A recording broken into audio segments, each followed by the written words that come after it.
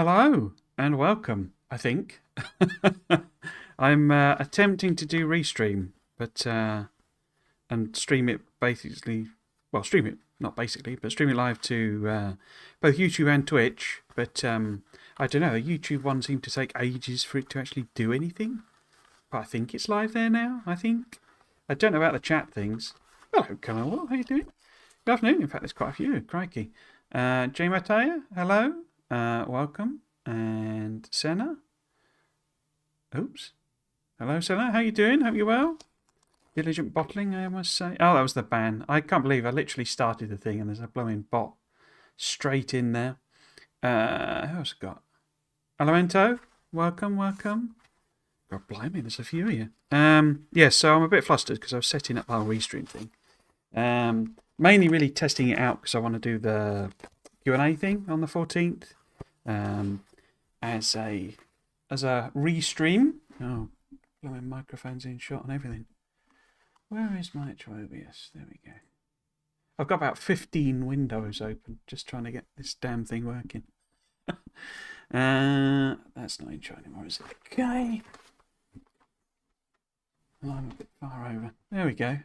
Yes, so, as is traditional, the most recent Friday Facts was 431, which was the Gleba and Captivity, which I'd mentioned before when they did the Demolisher one. I kind of felt they would do Demolisher. I thought they would do a Friday Facts on that. I wasn't entirely sure what they would do about the whole Gleba thing because, well, as you read in this, they have been messing about with it. So it wasn't like this when we were playing at the LAN party. The whole bacteria cultivation came in afterwards completely. This was, you would literally just, how is the microphone still in shot when you move it? Yeah, you were just mining stuff on Gleba, which, well, it was just more mining sort of thing. It wasn't very interesting, really. So this is quite, and I have messed about with this, and it's quite fun doing the bacteria cultivation. And then you got this, which is you're actually producing the actual bacteria in biochambers. And yeah, it's actually quite fun messing about with this, especially since because the whole spoiling thing gets turned on its head, and it's actually like you want it to spoil so that you can get the oil. So it's quite interesting. In terms of the whole captivity thing, I said in the video, this is amazing animation. I really love this. And what it did before is you built this thing here as like that was just a way of like placing spawner nests. So it wasn't really functional in a sense other than making the eggs basically. And then they changed it into this, which is it just makes science packs, but it does it with a 50% prod bonus because the feedback like I gave, for example, was that, you know, the other planets, you get some building that gives you this massive 50% prod bonus, and then you go to Gleba, or your option, and when you're looking at Gleba, you're like, well, it's not giving me anything. Why do you know? I want a Spidertron eventually. I don't want it immediately. You know, that was kind of the problem with it. So yeah, so they made it do the 50% science packs, and I thought it was a good bonus, but again, amazing animation on this. It's just so gloopy and the way it pulses every time. The time this, let's call it massages, shall we say? It's just amazing. But yeah, so it kind of, I don't know. It just felt like naff in a sense. It was just like anticlimactic, you know. It's not as interesting in a sense as the Foundry and the EMP and the mechanics associated with them. I suppose that one of the things is spoilage felt completely separate to it. You know, it didn't feel like spoilage. And of course, once you've made these, you know, you need all the eggs things. So this part of it, you know, the capturing was interesting. But then these were just a manufacturing building to make, and it wasn't all that interesting particularly. But then they've switched it up to this biolab, and this thing's a monster. I wonder if, you know, for me and how I do it, because there's things I kind of can't mention really. As to why that it's actually a really, really good bonus that you're getting. But also, what I hadn't understand, this work in progress version, this isn't actually in the game. Because one of the reasons I could do the speculations in the Friday Facts this week was this Friday Facts came out and we didn't know about this. So this lab was a new introduction that wasn't in the beta version. Extern kind of said that as well. I cut it out on my video because I wasn't sure if I could really say it, but Exterminator said it. So yeah, this was and it's actually still not in. So functionally what they've done is they've made this be this building. So when I was saying that, oh, this looks great and stuff, this is clearly like a mock-up animation or something. It's not really ready to go in the game, but it does functionally, it does this. So it works in this way. So yeah, it was a fascinating one, and it was interesting seeing people, the questions for the question and answer one that I got. Well, obviously some of them were going, well, are we gonna, is there anything interesting left to tell us, or have they told us everything? And the whole biter captivity thing is like huge. I'm not massively impressed with this chat thing Restream does. Let's have a look at the real ones. So,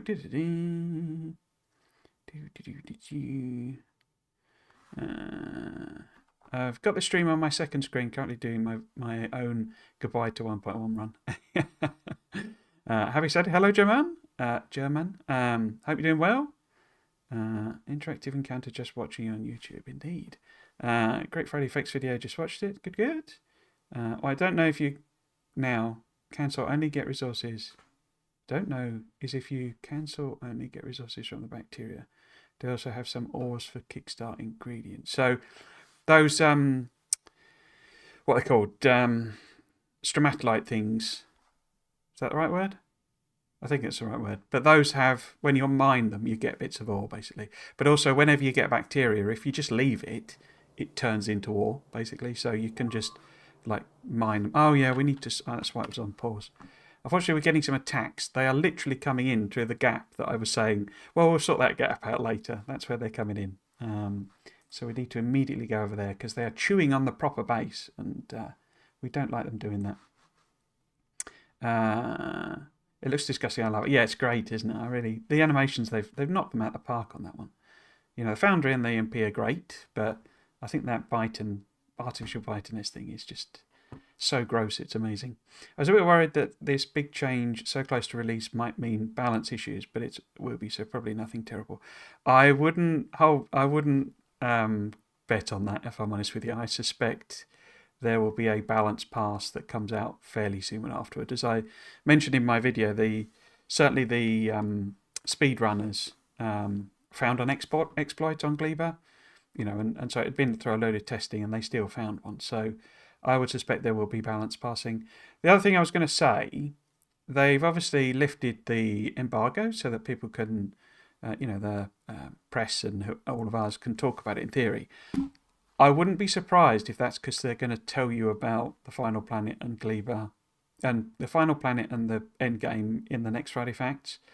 If I was them, I would, because there's a thing in marketing of controlling the message, so making sure what you put out is accurate, as it were, and people haven't, they're not doing videos based on getting the wrong end of the stick. So yeah, so I wouldn't be surprised. What I would say is be cautious, so if you really don't want to know anything about that Final Planet and then end game, kind of check the title before you click on the link for the blog, just to make sure that it's not, because I'm pretty sure they'll be fairly clear what they're doing if they do it. But as I say, my suspicion is that maybe they'll tell you the basics basically of how it works, and then obviously on the 14th all the content creators can dive into the details. Although as I said in my video, I'm not going to bother talking about it, basically, so I'll just leave it until the 21st. Not least of all because then I get to make 2 videos for the price of 1. I was a bit worried that this balance change, it's scratching the back. Scratching, yes, that's definitely what it's doing. Hello, Minimus Craft, welcome. And thank you for the biter emojis. And let's have a check on... So I have no idea if YouTube is active and there's anyone watching, so I will occasionally check that to see if anything's happening. But say the Restream, the UI on is horrendous. Okay, so yes, we need to dash back to the main base and sort these biters out, because they are unfortunately eating things I do not want them to eat. It's about time they came through that gap, because it's been, 20 odd hours and there's nothing happened over there. One of the things I hadn't realised they'd done, so you see the arrows up there. You've still got the arrows, and this is, I'm leaking this. But they've tweaked it basically, so it's a little bit easier to see. Does that count as a leak? I'm not telling you how they tweaked it, but they have done a little tweak. And there's quite a lot of stuff like that. It's like tiny, tiny little adjustments or tweaks or edits that, you know, are clearly just, I guess, geared around making it ever so slightly easier to do things. But yeah, hopefully we get to talk about some of them when we're actually doing the videos. You see what I mean? They're eating me, eating my stuff. Yes, yes. What will be happening, yeah, as you see, what's happening is the bots are replacing it all as they eat it. So if we get in here, we don't want to shoot them around. Get rid of them.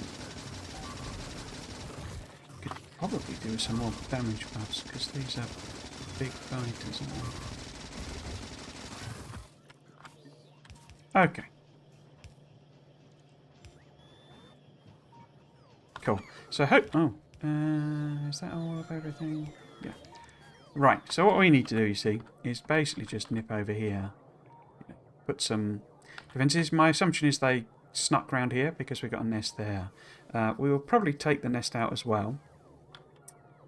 So basically, don't watch YouTube, Twitch, Discord, and Reddit for that 1 week. Yeah, I mean, it kind of depends on what you feel are spoilers, because I don't know. I mean, the Friday facts are just a gigantic list of spoilers. You know, it's telling you all of the mechanics and stuff in the game, but I do appreciate that kind of Final Planet endgame is a bit different, you know, so if that's something you want to try and avoid, and they have been quite careful with not saying any of that, you know, so if you want to avoid that. But originally the embargo came with a request, and it was a request, it wasn't a requirement, to not talk about those on the 14th, when just talk about other stuff. Kovrik's actually pointed out himself on the thing that was basically an unrealistic request, that somebody would talk about it, you know. Can I sneak through there? So it's kind of pointless making the request. Obviously it wasn't him that had sort of put that, you know, that thing together, but yeah, so I want, you know, the other option, as I say, is that they've just decided, well, it's not realistic, someone's going to talk about it, so might as well just let everybody, if they want to. So say that's the other distinct possibility. Have I got blueprints? I must have. So let's whack a couple in. I've been trying not to wall us in, almost to kind of prove the point that you sort of don't need to. I think people get a bit, you know, over the top with sticking walls around everything in the early game, because you kind of don't need to. So, oh, I've not got much ammo. I've got any in a tank.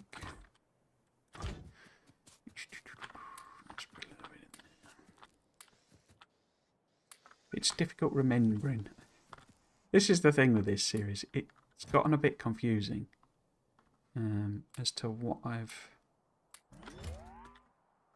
as to, you know, the changes they've made, basically. Right, so let's leave that there with a radar, and then we'll nip down and take them out, because they are right in the pollution. In fact, we should probably get rid of all of them. Do I have combat bots? I don't think I do, you see. We could just nip back and set some of those up. Take that off. Power bots. I don't see combat bots. See, I can't do this on you. Ah.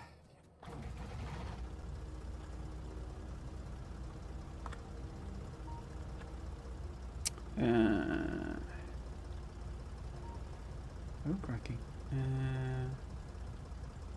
Must have been heck of a joy for them to touch the engine in an unprecedented depth and add all these adjustments. Yeah, I imagine there's quite a few that, you know, people were like, you know, their pet little adjustment. I know Rhaegar has kind of said that, you know, a lot of the fluid stuff was like stuff that obviously he's done mods on, and sort of putting them in the game was like, you know, finally, particularly fix it, you know, changing it to fluids 2.0. Hi, and you have to right now? I'm not sure what that means. But hello, SG. Hello, Joebox. Crackers, loads of you. Welcome all, welcome. Joebox, I find it an interesting decision from the devs that you can only have one space hub per planet compared to, let's say, space exploration. I fear that will become a bottleneck in the end game. What do you think? I will be honest, I think it needs some testing. There are clues on some of the B-rolls as to how, like, things coming up and down from space. I mean, you know how stuff goes up because of rockets, but I mean, the question is more. I think the question is more how many rockets can you launch in terms of stuff going up and stuff coming down. I think it needs like testing as to how much, what the capacity is, because it's, well, I can't really talk about the systems, but it's maybe a bit more bandwidth than you think, if you see what I mean. I didn't get a notification on that. Thank you for the follows as well, people. I don't know why it's not popping up notification. I guess maybe that's because it's restream. That's interesting. But yes, thank you for the follows. Smash G, Joebox, and Overpeak. That's very kind. I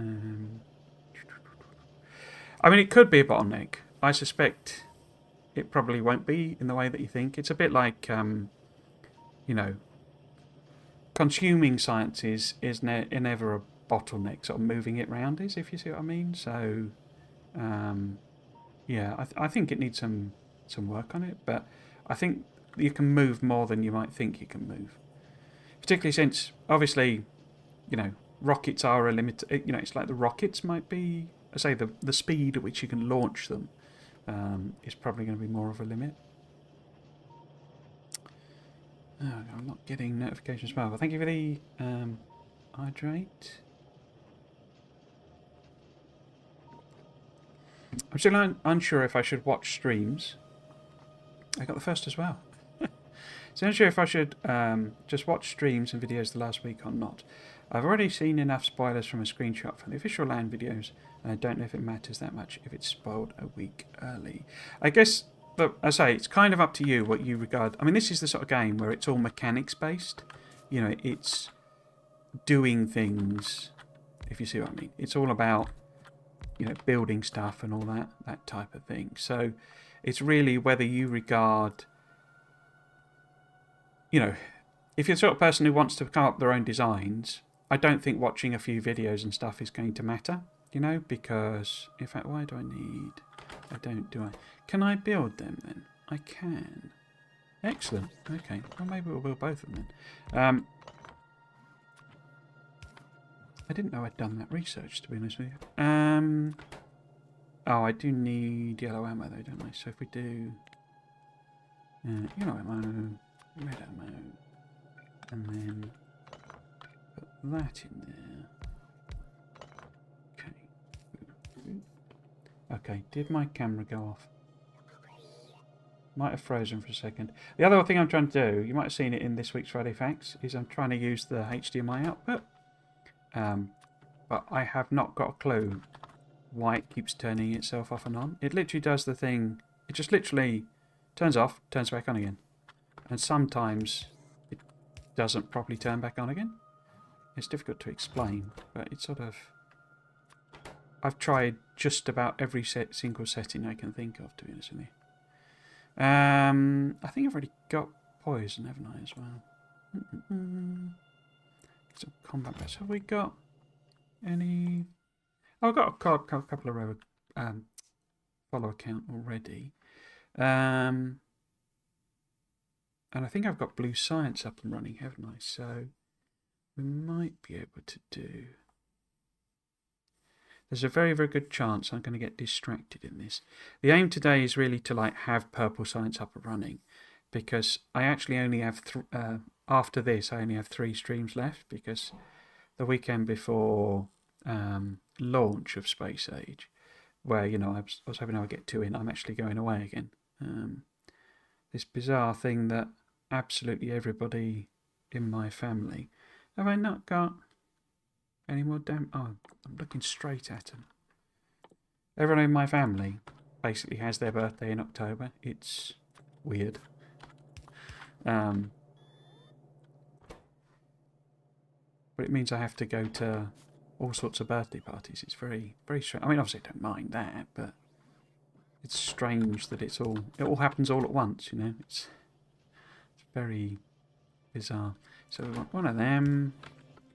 We need to do that. We need to do that. Then what else do you need? You need green circuits and gears. Okay.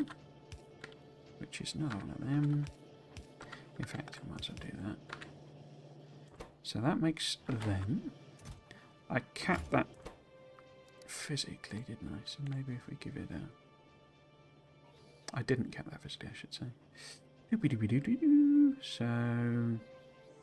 there we are. If that's less than... let's give it 200. Just let it chug away. And then it puts them in there. And that needs some red circuits.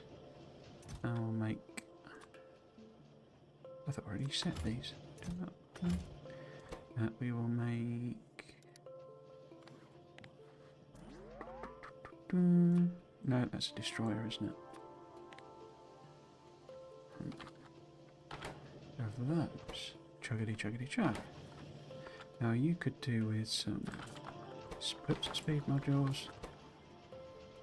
Cool.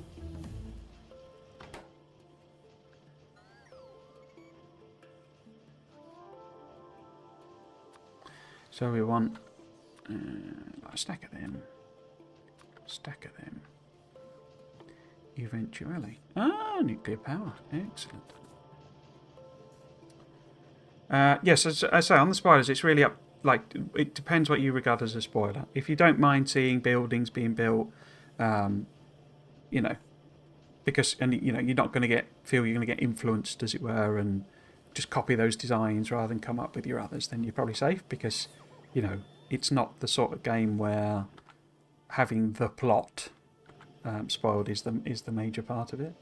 But if you would rather completely fresh to the final planet, to the end game, anything else they've not revealed, then yeah, just avoid it for a couple of weeks or so. Do you want to see it's somehow also cheaty that you just plop down a landing pad wherever you want to have a resource?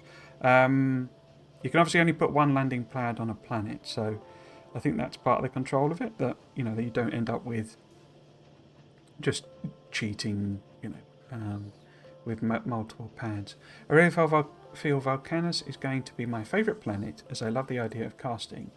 So when I use it as a mod, and I love the idea too that the worm, then other types of enemy. Oh, the worm compared to other types of enemy, and I'm so jealous that you can play space stations. Yeah, I've played as much as I can. I'll be honest, I've had so much work to do that I've not played as much as you might think. I've also been... I can kind of say this now because this Friday Facts revealed it, but they completely reworked Gleber, and I'd been recording my Let's Play series where I'm prepping this save for us to pick up on stream, basically I've just had to completely restart that series because the overhaul to Gleber, as you've seen, and they've done it again. But I don't think this one will affect the file. But yeah, basically I was I had this, it was pretty much done, and then it was like, oh, we've completely overhauled this planet. Okay, fine. I say I like the changes, so I'm not actually bothered, but it sort of it makes it difficult to do that sort of stuff. And I think I said in the Friday Facts, anyone who does like guide content, this is how you do a thing. I don't think you can do that during the beta because they have been changing stuff. So yeah, it's been interesting. Most of the experience I've had with the new planet stuff, I've actually done via cheating because you can just enable cheats and essentially just spawn stuff. So I've done that and just mucked about with recipes and things like that. So I've got a rough idea how stuff works. You can also cheat across to the other planets basically. So yeah, I've sort of had a look at things, but in terms of how it all plays through, when you're actually playing it, I've not really properly experienced. But there was also you know, part of me is I'd quite like to experience it on stream, you know, and sort of record those experiences. Right, let's see. I did make cannon shells, but they are rubbish in this, aren't they? Let's see about putting a little... Because this is going to be tricky, this one. Let's put some turrets in. I've still not got much ammo. Okay. Let's do that. Okay, now have I got lasers and stuff?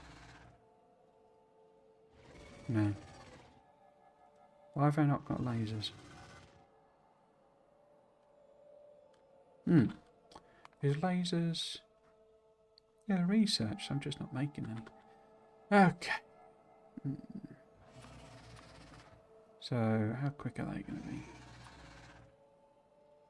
So we'll have some lasers as well. I'll catch up on chat.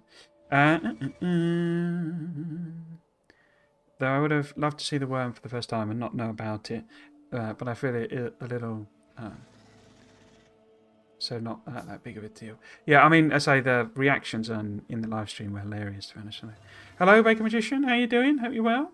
Last Friday Frex was quite captivating. No, captivating. Indeed. Oh, captivating, rather. Not captivating. Yeah, it was a good one.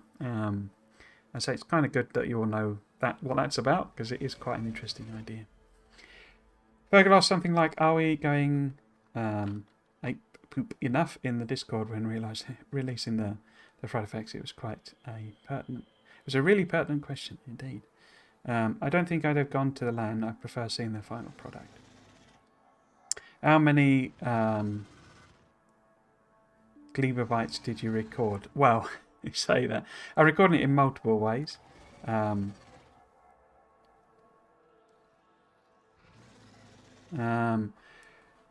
actually, there's about 15 gigabytes of recording, but it's only...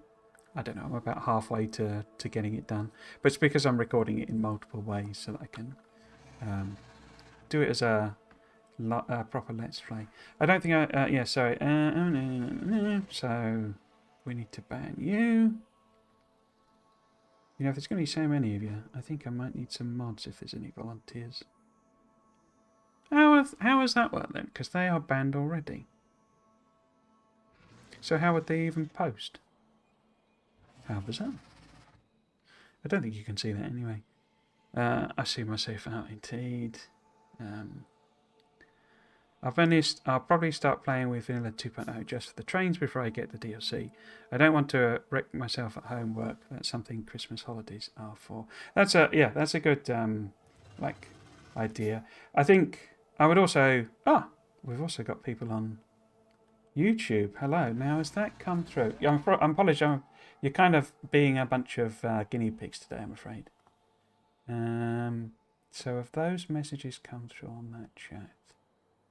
Oh, that's a horrendous interface. No, that was a lot later. So, Andronisk 89, yes, that's come through. Okay, hello there. Welcome. YouTube is working. Thank you very much, Ashendala. Must have been a heck of a drive if they don't touch the engine. Yeah, that's ready. Why is that not auto-scrolling? I say, my apologies, you are a whole bunch of guinea pigs, I'm afraid. Hello, Ivanov. Welcome. Cool, yeah, so it does show it. It's just it's really, really bad to interact with. Yeah, working. Yes, cool. Excellent. So they are both working.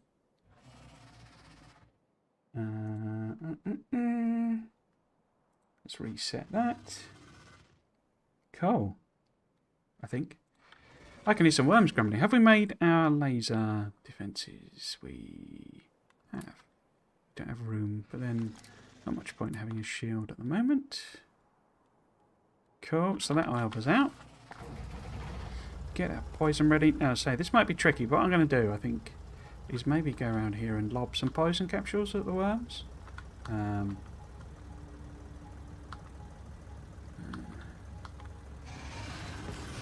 Oops. Oh, I'm clicking the wrong button.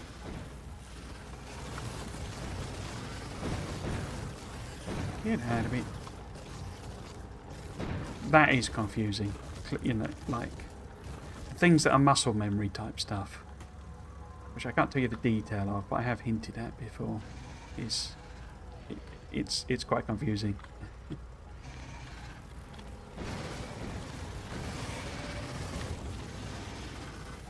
Is that a big worm? It is a big worm, crikey. I didn't know we were that far evolved.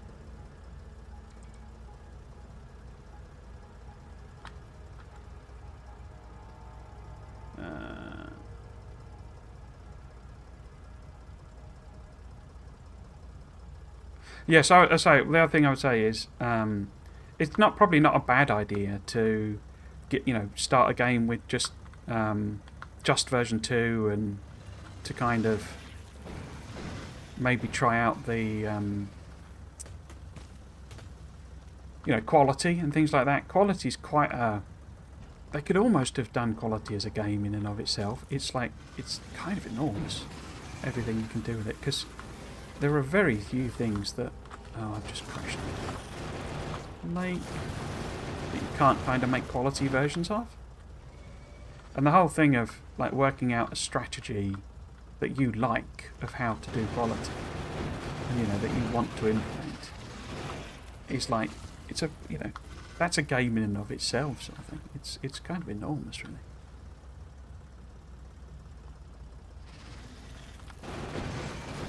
I do like it's very optional though. That's one of the really cool things about it is it really doesn't affect anything if you don't bother, essentially. In fact, I could just turn the bots off again. I'm trying to do about 15 things at once. Check that this is working. Interact with you guys. Blather on about my usual stuff. Not die. I have to take a week off that week when it comes out, so I can't wait to play it. I maybe not see the sun for that week. Do take care of yourself, guys. I would say, it is only a game, and it's not, going out for a walk and getting some fresh air is an important thing to do, and not just eating junk and all that sort of stuff. So yeah, you're literally going to have thousands of hours to play it and master it. So don't kill yourself on the first week. And as I said, well, I don't want to crash into me in turrets. There's quite a lot of scope for just sort of... I've got to turn my bots off. I'm using grenades, aren't I? That's why I'm not seeing poison clouds.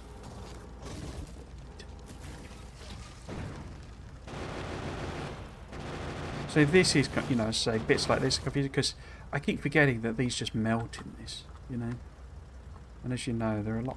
They get a lot tougher in Space Age. What is that sun you talk about? I like your ideas of poison captures to help with the base capturing. Yeah, as I say, it becomes a lot more strategic, when you're thinking about, I want to capture these bases, because it's like, obviously these smaller ones, nice and close by, are what you really want to capture, because they're small, you can deal with small worms and stuff, but of course if you want to build there, you've got to get rid of them, and you make it harder for yourself later on. So yeah, although not really with capturing, obviously it's more the evolving the bite, you get bigger biters, behemoth burters, all that sort of stuff. I think I'll switch over to YouTube. I am on a train on my phone and get lags on YouTube. I can keep watching it. Well, let me know how the experience is, because as I say, this is an experiment of doing it. I have streamed to YouTube before and Twitch. It's just the restream thing I've not done before. Poison captures are going to get a lot more sus in the expansion, I think. Yeah. I don't know. Please, people just say it to me that I miss it. Not sure what that was referring to. Ah, the sun. It's this giant ball of burning hydrogen in the sky. It's really bad for you, apparently. Taking care of yourself if you play for it, just to clarify. Of course, I do need food. Greetings. Greetings! Indeed, Jay Metcha. That would be the switch over to YouTube, I think. Cool. Okay, so I think we've got the really worst offenders, haven't we? Yes. So if we'll take them out as well as we go round. It would be nice to check. Yeah, some of these are empty boxes now because we have been getting some attacks coming in. Okay, how much uranium do we actually have? This is the... Ooh, we've got quite a bit actually. So it might be worth setting up...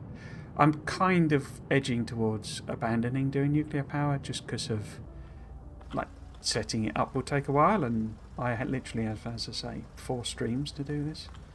Oh, don't do that.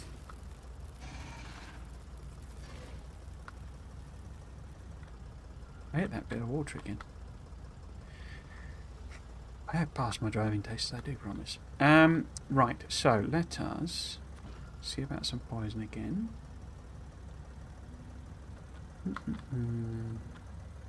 Yeah, I think combined arms is going to be quite an important thing now. Again, I'm clicking on buttons and all sorts.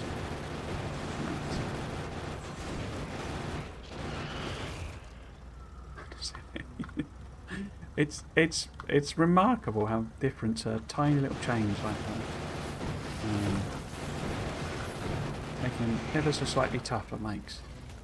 Because that's them basically gone. I've got just like the one to go.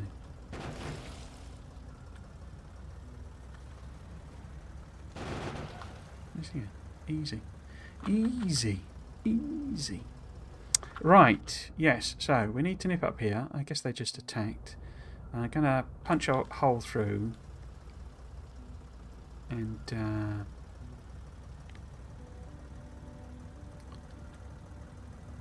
just use it as a quick shortcut, I think.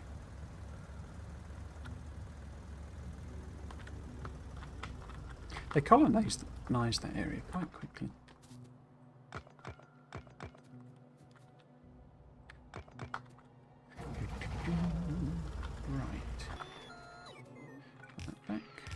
Now, let's get on with building some stuff. I wonder how much ammo I've got in the tank. Let us see, let us see. Okay. Why is there wood in it? Oh, I guess because it's a burny one. In fact, are they all... No, they're not all burny ones. Cool. Maybe...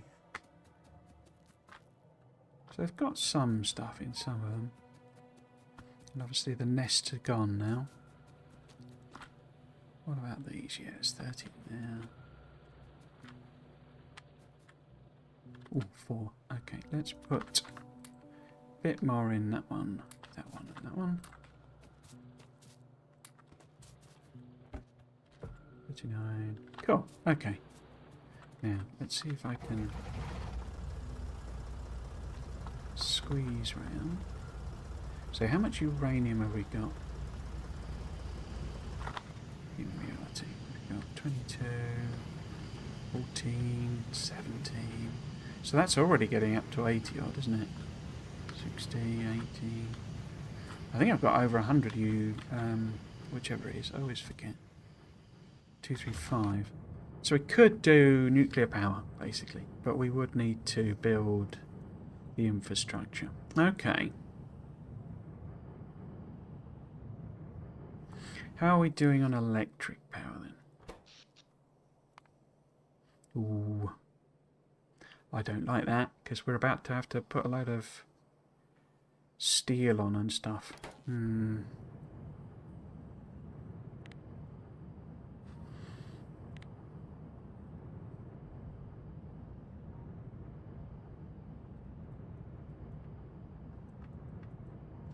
Because I'm not using my blueprints in this, am I?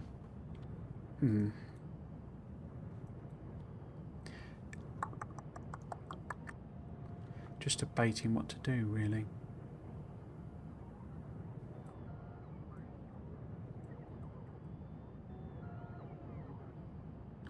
If we were to set up like a build for some nuclear, it's just to say it feels like a bit of a waste of time, effectively, because I've got concrete there that I could get onto. In fact, have we got chests? I don't think we have, because we've not done gold science yet, have we? We could get chests out of gold, you know, requesters. Because the big thing is the concrete for them. 500 each. I don't mind them, you know, I don't mind, I could do it just like a 1x2, you know, type mini thing. And these are expensive, but it's all, you know, iron and copper and a bit of steel. But it's really the concrete for them, because we just have the one build going here somewhere. He says, not remembering where it is. There it is. It wouldn't be too much bother to add an extra one on. Okay, let us put in some solar panels. Where? Maybe we could just use like that area. I could maybe just copy this across to here as well. Maybe pop that in twice.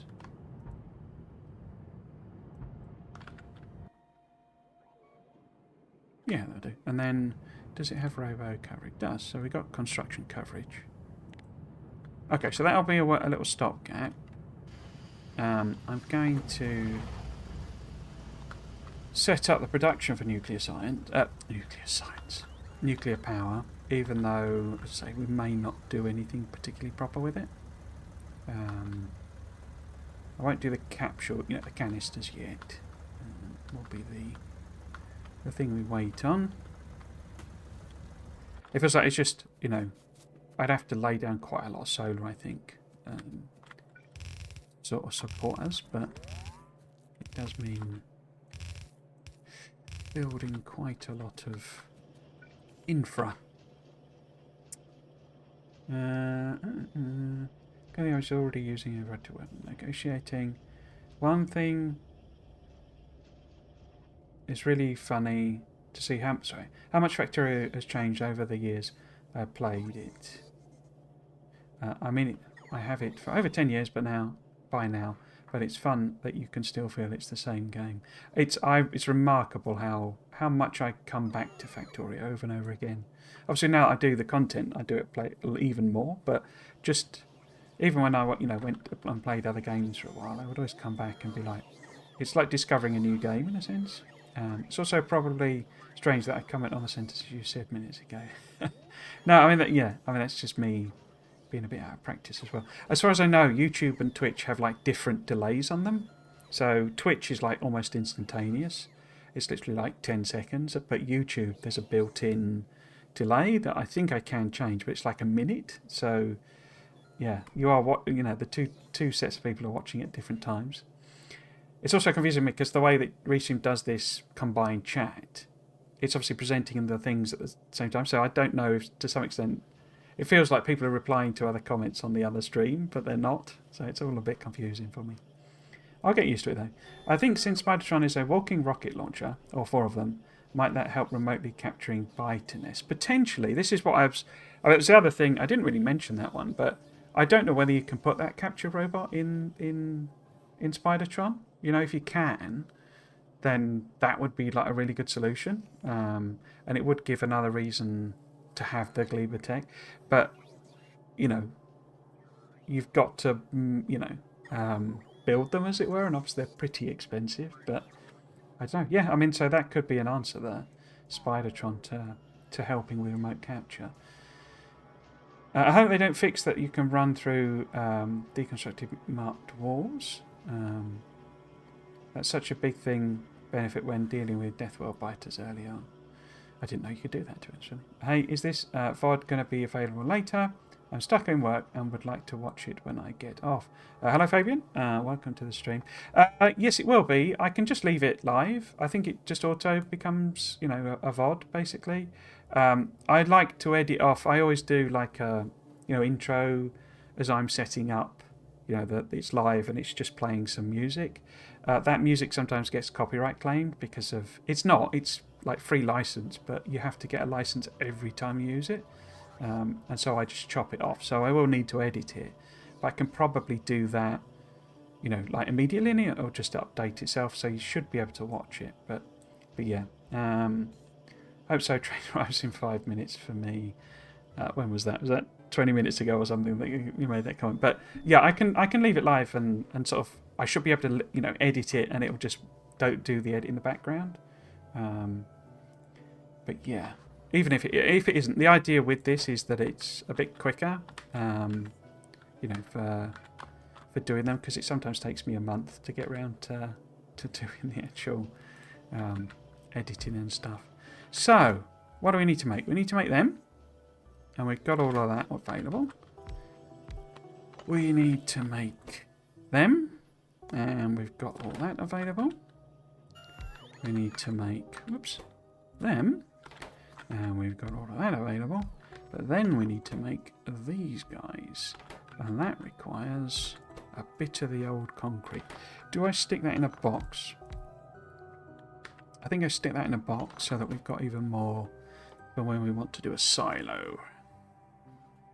So that's concrete there.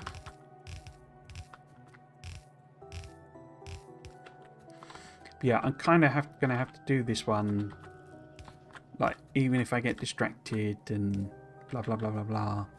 Kind of going to have to keep going and just finish steel, finish purple. I'm not fussed if it runs, you know, a bit rubbish. But if we don't, I probably won't finish the series, basically. And I do want to finish the series.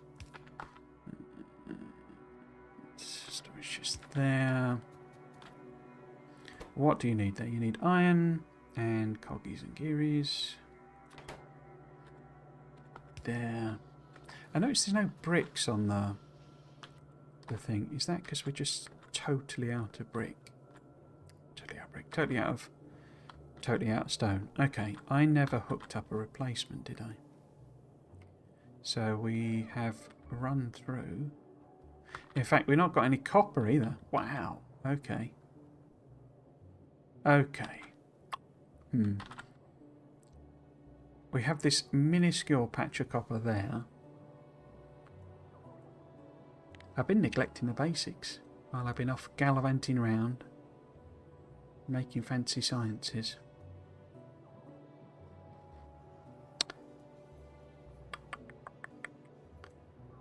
I mean, we do have this spur here now. So how about we bring in stone? Because I did make stone brick, you see. What I really need is logistics chest, because that would make life a lot easier. How are we going to arrange all that then? So do shout if it like, it'd be useful to know actually, because I'm not entirely sure that the output from the camera stops. So if you see it like just stop, shout, and hopefully I'll see the messages. But I'm not convinced the output stops. It just like makes this on off and on noise. Because I looked at whether it might be overheating and stuff like that, but it doesn't appear to be. Okay. Let's do them two as well. I guess we could queue up that. Cool. So, I'm getting distracted again. We need stone. And a simple solution would be to what? Because I've just put them in the way. We need copper.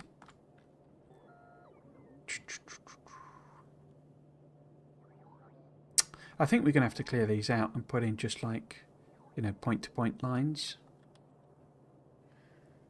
Because we could do with... Oh wait, didn't I already bring coal in from somewhere? No, that's fueling it. Because we do with one of these basically for each of the basic resources, and we do have kind of all of them there. That's just a lot more faffing around than I was anticipating doing, given that we need to get purple up and running.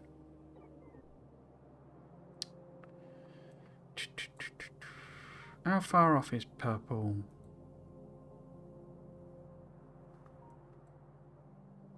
Wait, why is that not working? Oh, all the inserters are the wrong way. Oh, I can't do it from here. That's annoying.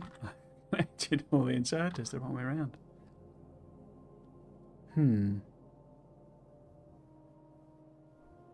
Because I was thinking there should be steel being made here. And there's no steel being made. Okay. Because what do we actually need? Let's do a bit of a list. So we need a green circuits factory. We need a red circuits factory. Or at least we need hookups. Yeah, no, we do need them because I've not made. I make them locally. Okay, so we need factories doing both of those. Stone we've got, but I've not hooked up a train for it. The steel should be working, but is not because incompetence. And that's it, isn't it, basically? That will then get this working. Because, no it won't, because I need to build. Because that is meant to be stone and steel. Stone brick, that is. So we need to actually build stone brick here as well.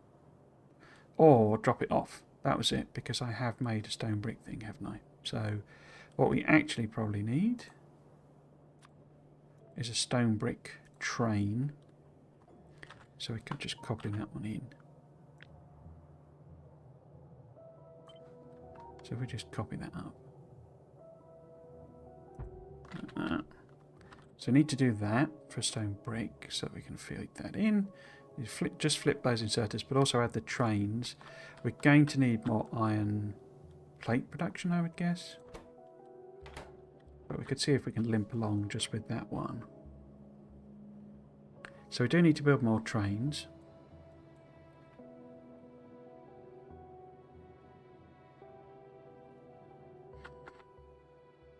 Okay. I think we can probably work with those, basically. So it obviously won't actually make very many of these, you know, because well, it just can't, basically. Logistics connect.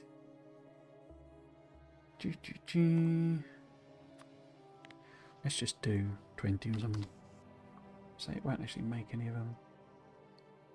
If you don't have bots and mutt walls for deconstructions, you can walk through them. But biters can't. Oh, right. Good for quick attack and retreat. I think I played since 0.12 rather. I certainly remember old school steam power setups and the weird 1:14:10 rate. Oh yeah, I remember them. Do you remember the mini boilers? Did you? 0.12 would have been the mini boilers time. I remember those little cute little guys. Life of a Factorio player. I was going to build an iron mine, but then I got distracted. Then I was going to build red chips, then I got distracted. I was going to stop getting distracted, but then I got distracted. Yeah, very, very apt.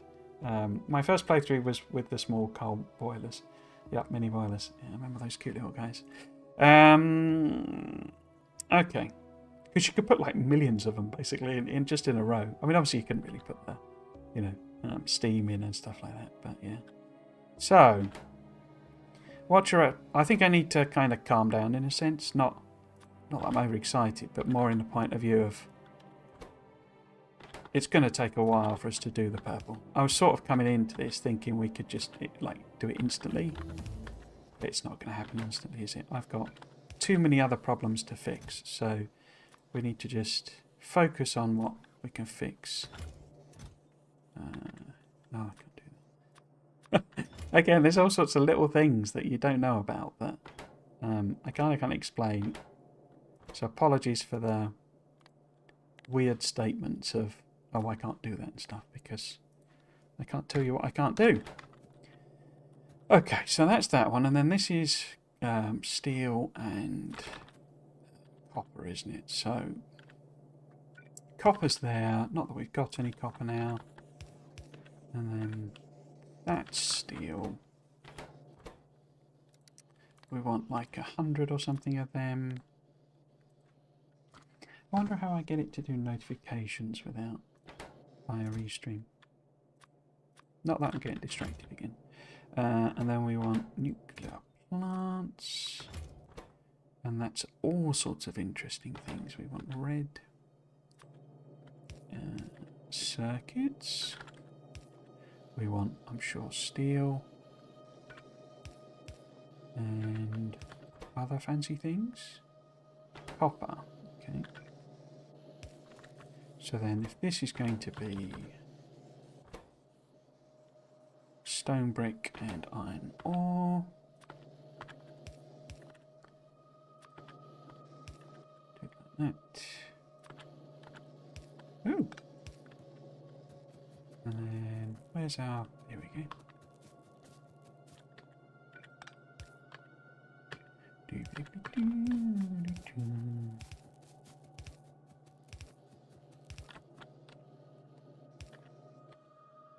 I still can't figure out the whole how you get the boxes on the one thing. I think that might be a thing where you know, it's going to add, but you know, for the pipe ones, where it says you can see it on the map, the box thing. Why have I put that as stone? Okay, so I think we'll like set that basically, because it'll make a lot more concrete than. Did I do it on this? Because we're going to need it for silo. Yeah, so we've got loads for set up for silo production basically. And did we cap that? I bet we didn't. No, we didn't. Boop, and then I don't know. So let's just do 2 of them. See what happens. Yeah. Okay. So that's that. Let's call it sorted. And then we want to get rid of some of them. So let's go and sort out the whole, you know, lack of copper type problem. I'm doing this here, even though I've got logistics set up.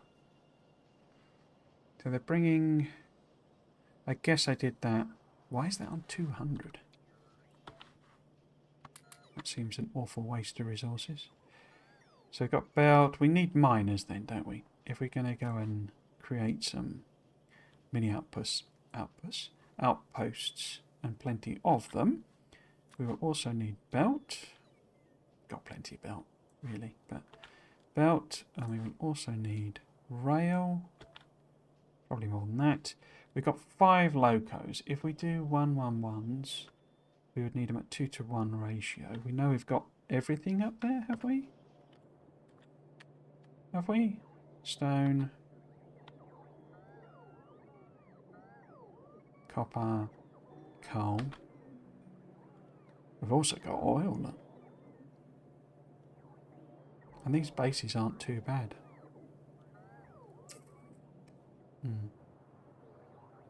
See, what I should probably do is punch out there, take the line along, get the resources properly, set something up here to provide the stuff. I'm not going to do that though. So we would need coal, copper, stone. So that's 3. So we actually want 6 of those. We've got steel chests. We've got plenty of inserters. Rail at train stops. We've not really got enough of those, have we? So we would need 6 of those, wouldn't we? So we've got 1, 2, 3, 4, 5, 6. We've got signals. We don't need signals for point to point.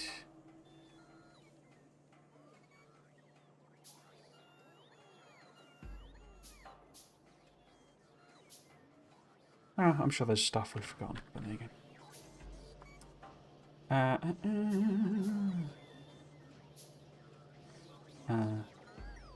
This. Yes, so tiny. I remember being a blue skinny man. Yeah, the little blue blue guy model. That looked weird. even back, when it was there, it seemed like a very, thrown together asset. Corex actually, can I say this? I'm sure I can. Corex actually revealed that the original radar model, which I don't think I ever played with, he actually did, but it was taken from an asset library, and basically he just did like a set of animations, so all the way back in the beginning, and that was the only bit of art he did for the game, I think, basically. The whole getting distracted thing is going to be my downfall and clever. Cascading failures due to my wandering mind. Still so excited, just 2 more weeks. The thing with Clever is you've got to learn how to fail safe, in a sense, if that's the right phrase. It's basically about managing that sort of stuff. A lot of it is really about, in my opinion, is basically doing it such that you need to always be thinking, well, if this spoils, how do I get rid of it? Well, if this spoils, how do I get rid of it? And with all the spoilage, how do I get rid of the spoilage? And you just set your base up to do that. It can take a while to work out how to do that, though, I will say. But yeah, as we kind of suspected, it's sort of, there's all sorts of different strategies for doing it, that we've been discussing, where you can do it as, everything as fast as possible, or you just take the hit of less lifetime, as it were, and just go with volume to replace that, basically. And what Factorio does so well is mod support, and I wish they did the same, those who make Minecraft. Well, it's big old Microsoft now, isn't it, I guess, for Minecraft. Let me just have a check on... So I'm getting no notifications at all, so I don't know of anything else that's going on. So where's that window gone? I'm more just pleased it's all coming through. Okay, so we call there. There was quite a few of you on YouTube, isn't there? Hello all. Hope you're having a good time over there. Cool. So, I'll have to do some looking at tutorials and stuff and work out if there's a way for me to still get access to notifications. I think I've blocked myself in that solar panel, didn't I?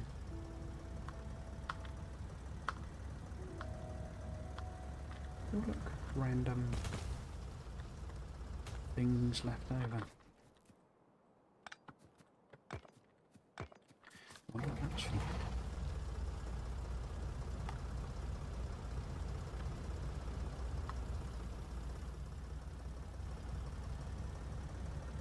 Doo-ba-doo-ba-doo-ba-doo-ba-doo.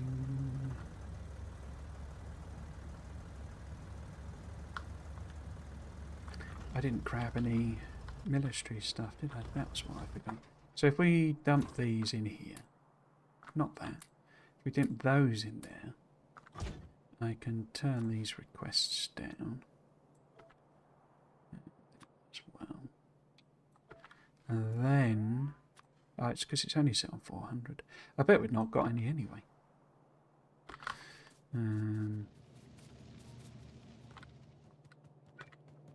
Let's extend the network up.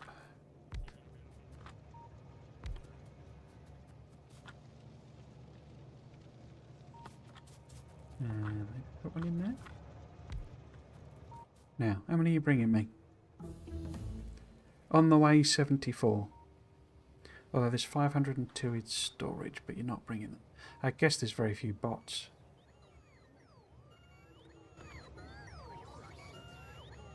Yeah, I've only got 70 odd bots. Explosive rocketry, nice.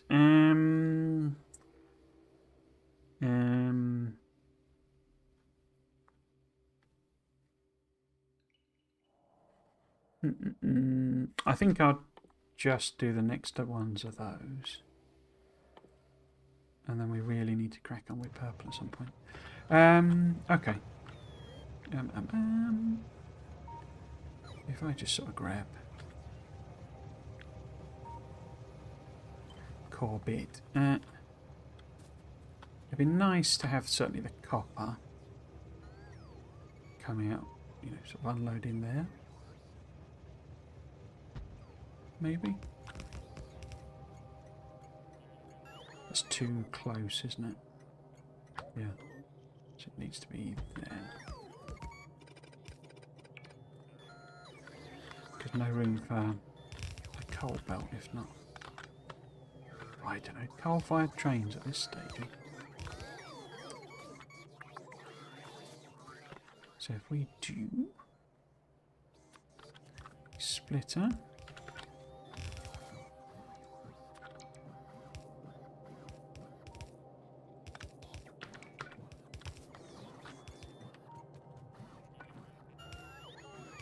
So what were people's reactions to the Friday Facts thing? What do you think of the biter capturing mechanic? Do you think that sounds fun? It's possibly one I would understand where you might want to sort of reserve judgment, but it's certainly a very different way of thinking about biters, I would say.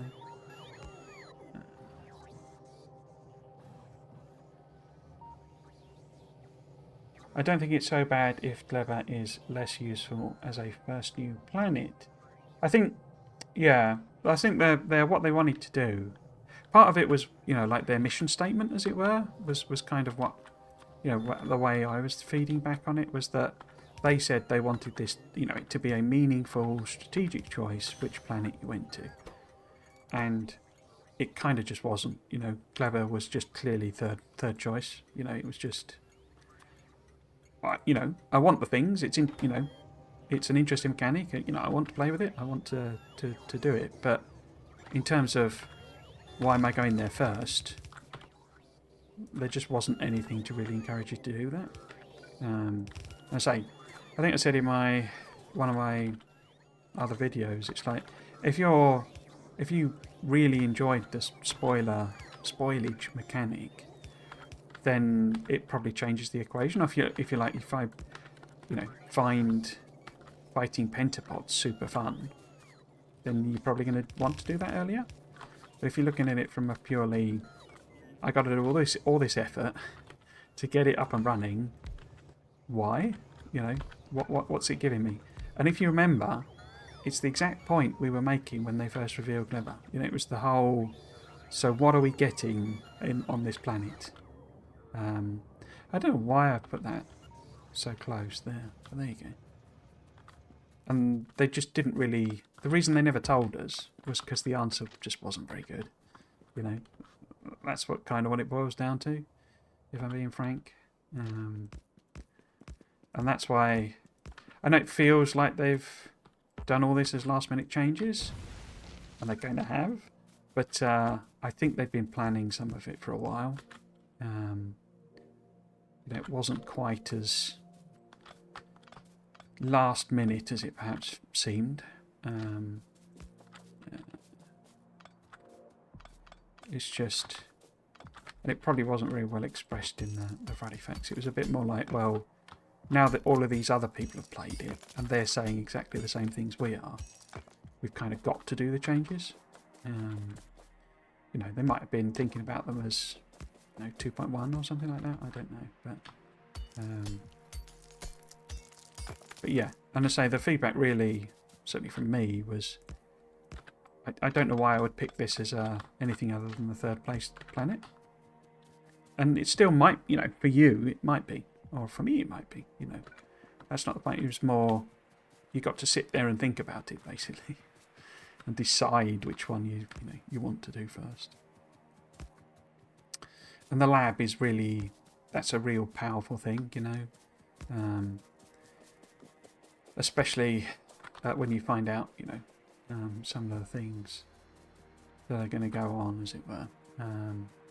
Being able to basically just get twice as much science out of absolutely everything all of the time is a very good thing. And I mean, it's a very good thing now because, a 5,000 science per minute megabase becomes a 10,000 science per minute megabase without you even having to do anything.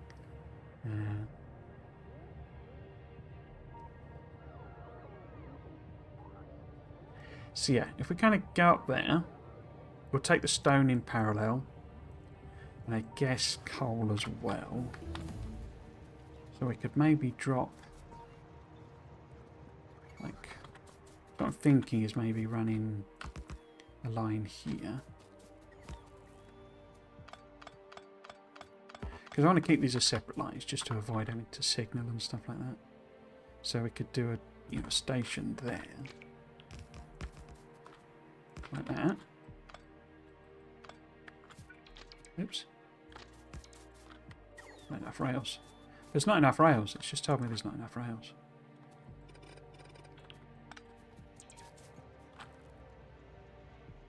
And then, because I'm probably going to have to make these bigger.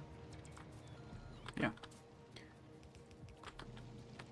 So let's get some rails if there's not enough rails. So if this then says the stone drop off, or unload rather, and then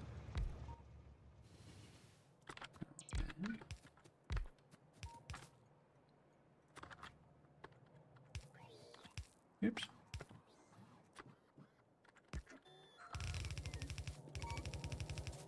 Hmm.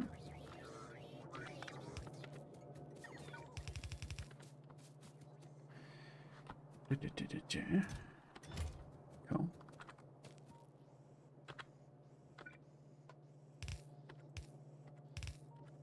Obviously, we are doing purple. This is me doing purple.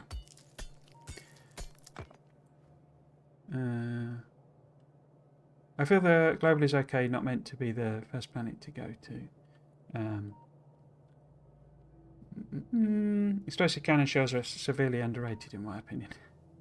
I don't know how you can bear to play 1.0 after playing 2.2. Never going back. Yeah, I mean, I don't mind. I mean, I sort of I kind of got used to it when I do the overhaul mods. I got used to flipping back and forth between different versions. It is confusing though. It gets very, wait, what am I doing now? And why doesn't that button work? And where's that machine gone? And you know, it's sort of, it is very confusing at times. But as I say, I ended up kind of practicing it with doing bobs and angels at the same time as doing other overhaul mods and all sorts of stuff. So, because that's the stone coming up. Oh, and then oh, okay, interesting.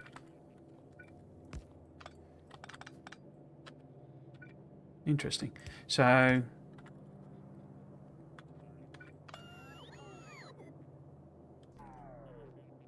oh, I see. So I'm splitting it. Okay.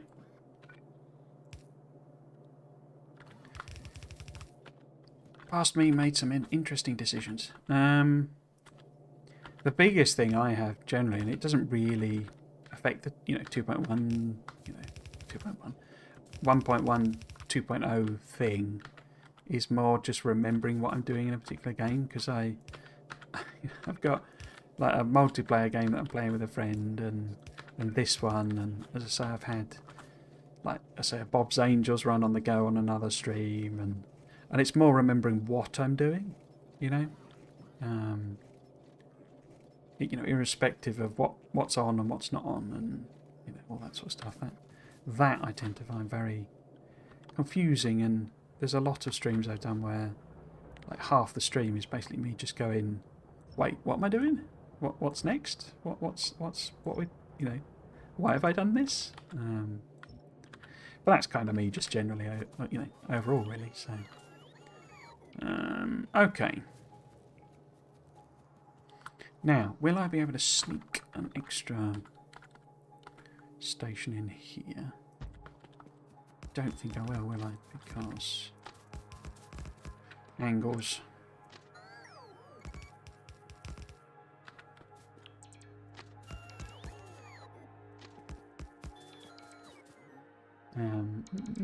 One big question I have, what happened if you crashed on like the other planets with nothing to build? Can you get like this by hand?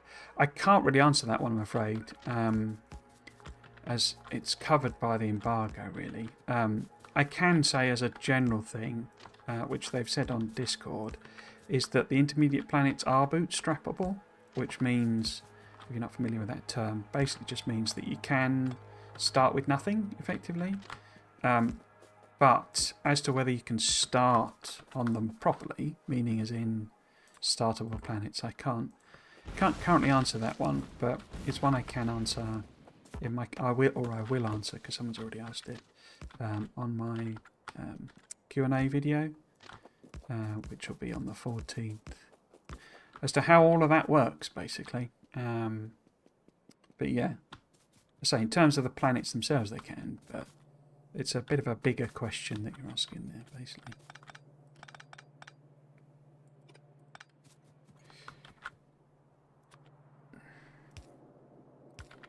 And I mean, you've seen it anyway. You've seen that, you know, Volcanus has ways of getting iron and copper, and so does Fulgora, and you've now seen the Gleba ones. So, you know you can get the basic resources, and that's how they've designed those. The last planet, though, is soft lockable. They did, which means you could be in a situation where you can't continue. And that, again, has been specifically stated on Reddit, actually. I think Coverett said that on Reddit. I kind of probably need to just rethink this coal altogether, don't I? But if we just set it up, because I mine it there, so it'd be a bit weird sort of feeding it in. But yeah, that will be coal there, and I probably need to convert these to electric anyway. So let's pop a train on. Like so. All that. Coal unload. Cool. So, we're kind of ready on this end, I think. Now we just need to go and liberate some resources in the name of progress. It's a lot of biters. We do have personal lasers on, so okay there. I could maybe get rid of my legs and add a couple more. Have I got? Yeah, let's do that. And I've got turrets. I've got some ammo. How much more can they bring me?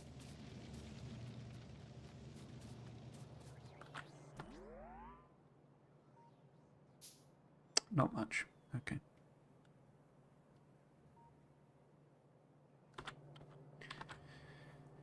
Two options. I could clear further back, you know, make us, because this is not treed, so it'll kind of pollute out a fair way.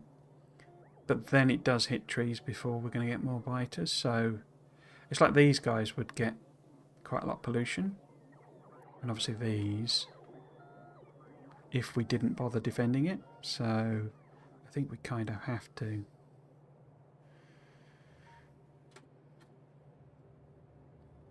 The camera did its noise again, so I don't know if it dropped off. Still looks like I'm there. I'll have to see how easy it is to efficiently export bioflux, indeed. But I like the concept of the planet's mechanics being interconnected. I can almost wish there's more of that. You know, I'd quite like it to be, well, and obviously you don't know about any later stuff, but I'd almost like it for every planet to be a bit more like that, you know, that you have to set up those logistics. I can understand why they don't, because it would get enormous if every planet required, you know, a similar thing like for the buy to capture stuff. You know, that's how every planet in its intermediate form worked, you know. I hope I'm phrasing that sufficiently vaguely, but you know, it's a shame we haven't heard about more about stuff. Is that sort of thing? Is what I mean. But yeah, I think their sort of solution to that was more the whole locking production on planet, you know, and make it so that, you know, green belts you have to make on Volcanus and then send them round. So that's how they're making you do interplanetary logistics. But, you know, it's like, how many green belts do you actually need in the early game? You know, maybe you want to green belt your entire base, but it feels a lot more. Quite a lot of the things you get do feel like about big production. and the question of how big a base you need just to finish the game, is an open one, shall we say? So yeah. Byte eggs being required for prod modules was a surprise to me, but will be fun to get that set up. It's yeah, yeah. I'm sad the oh sorry. Yeah, it's an interesting idea. It's kind of, it's one of the things I'd quite like to do a video on. It's because it's quite a good area for theories. And I think a bit of it's come from Erendel. I think that's kind of they put a lot of that stuff in where, like the Spidertron is, you could easily infer that it's inspired by the pentapods. The engineer goes there, sees the pentapods, and goes, "Oh, that's quite a good idea. I could build one of those," And so, it's like thematically bringing it all together, if you see what I mean. And it feels like that's maybe one of the things that the biter eggs, is about in a sense. And I say I'd love to do a video. It'd be almost like a lore crafting thing, and it'd just be fun. Obviously, it makes no difference to the game itself. I'm sad the biter nest is gone. It hurts our science per minute target, but the new lab is great for science per minute. I assume the biter capture issue. People have been debating that, haven't they? Whether science per minute is quite what it means anymore, and what a good measure for a megabase is. I assume the biter capture is useful for more things than the super labs, but it was quite a surprise. Seems cool and funny. It is, yeah. I say I do quite like the note of irony and stuff that's being introduced. I mean, it's always been there, but that's being leaned into. Friday folks, I'm glad that they've addressed some of the concerns about Clever. I also found it Giga-esque. Yeah, there is a big, strong element to that, isn't there? Of biomechanical grotesquerie and body horror type stuff. Capturing mechanics seems cool, quite a big reveal. For sure, more sustainable resources from biters than the good old purple blobs dropping from biters in the early days of Factorio. I hated that mechanic. If there was a mechanic that I was glad to see went, it was the little, it was like a little anime girl in a purple blob, wasn't it? It was very weird as well. But yeah, that whole mechanic was just atrocious. The biter capture and biolabs are cool, but my favourite part is they removed the stupid small ore patches on Clever. It only existed as a caveat, and I'm a huge fan of intrinsic design. Yeah, I really like the bacteria thing. It's a really nice tying of things together, and it is interesting to work with, in my opinion anyway. Interesting to work with. The bacteria that's rich in natural metal is so much more of an elegant solution. And now Clever feels more Clever, and players are introduced to spoilage in a more helpful way than, whoops, your resources are all gone. Sorry, Bob. Indeed, yeah, it is nice that it works in your favour, that it's something you want to happen to something, and it's not just something you're trying to avoid all the time. Oh, hello, Overpeak. I don't know if I've said hello, but welcome. Still trying to use the satellite view from SE. Yeah. That's the, yeah.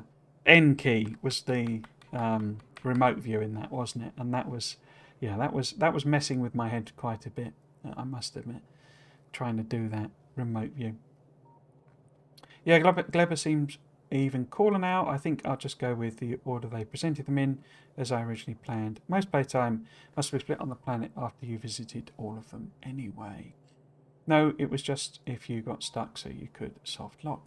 Yeah. Or it did not soft lock. Is it in rock? As I guess you can pick it up from lava. Can't pick it up from lava.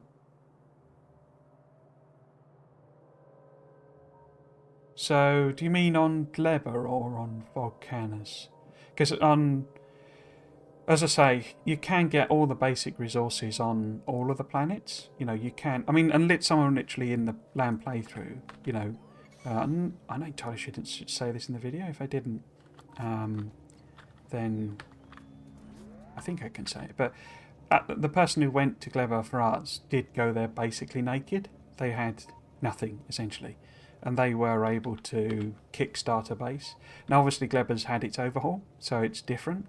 But it's not different in a way where that's not possible anymore, if you see what I mean. So, you know, the intention is for every intermediate. Because the point is, you could do Rocket Rush, you see. And this is one of the things I've been trying to explain. I don't think Rocket Rush, for me, is going to be the way I want to do it. You know, I don't think that'll be fun for me. But you could entirely do it. You know, you could get I mean, you only need blue science to get rockets. You know, it's not that far up the tech tree. And so if you wanted to, you know, plough straight on, get rockets and immediately leave as soon as you possibly can, then that's how they built the intermediates, that you can just sort of pick up and go, basically. So yeah, so I say, how fun that is, and how much of a pain in the bum it is, and how much work it is, those are the questions, and they're very much for you. It'll be really interesting to see what strategy the speedrunners go with, you know, because obviously, you know, they could rattle out, you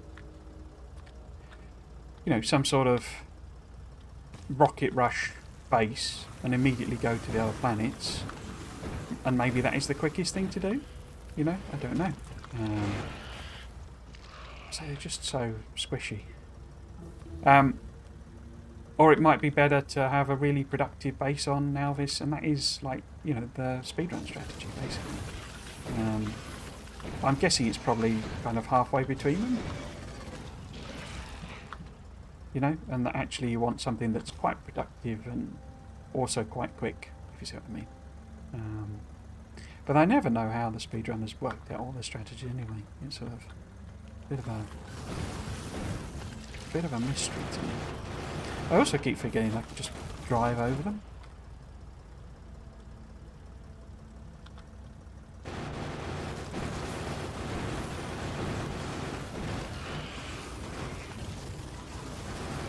Wait, did I even put those extra lasers in? I didn't, did I?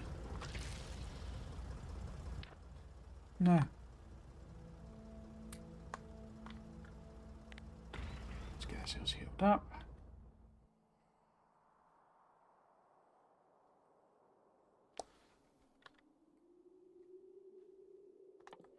Should I set them going?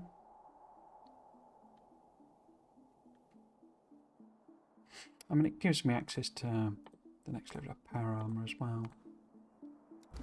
Eventually. That's something we definitely do want.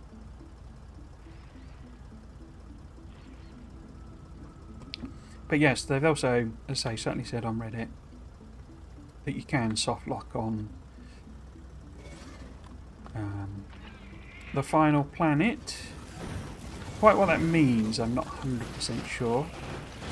I'm guessing it means you've, like, catastrophically messed up, as in, because I can't see how you wouldn't be able to just deliver stuff to yourself, you know, from somewhere else. So I guess it means you've done Rocket Rush, you know, you've not got rid of the infrastructure. I don't know, that you're not able to send yourself power poles, but you also can't make power poles or something like that, you know, because they need steel and you can't make steel, you know.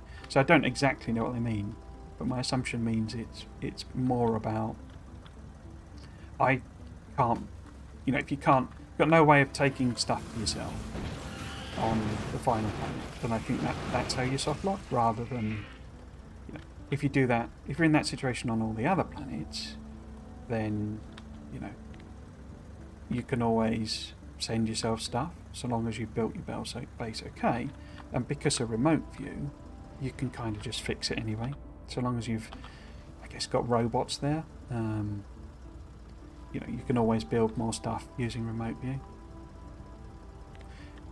But yeah, I don't 100% know what the exact parameters are. These poison capsules are a bit of a waste of time, really, aren't they? I'm killing everything so quickly. Hello, Golden Wolf. Welcome. Hope you're doing well. Sorry, it's hard to get what I mean. I'm dyslexic. No worries. I was hoping for a bit more mining new ore types. Scrap is interesting as a mechanic, and tungsten integrates with the big mining drill, which is unique to its planet. I want to know what the Erendel Mega version was. I want to know how many resources he put together, because I think, did they say 12? plants on...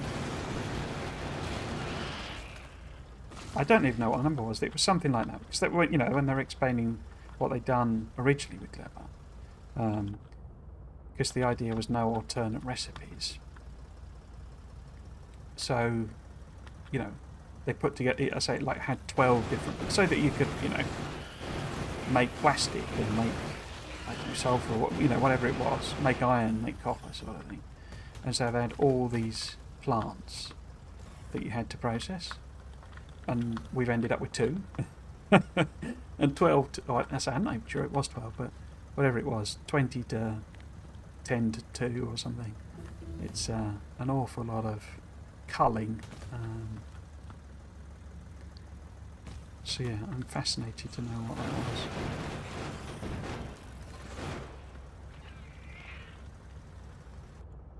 I'm just a death machine, basically, aren't I?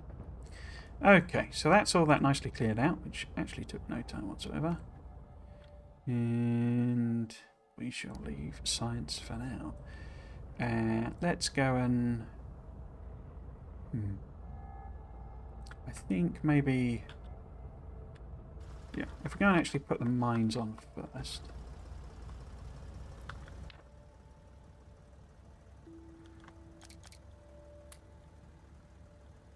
Let's give ourselves a shield in case something turns up.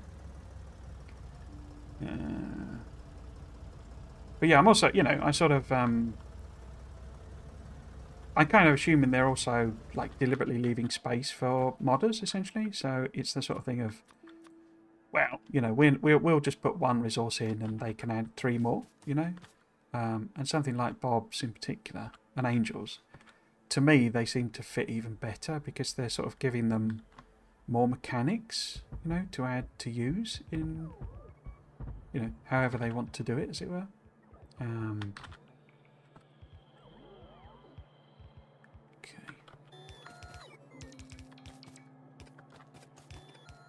And I'm sure it would be possible to like combine things, you know, combine mechanics and stuff like that.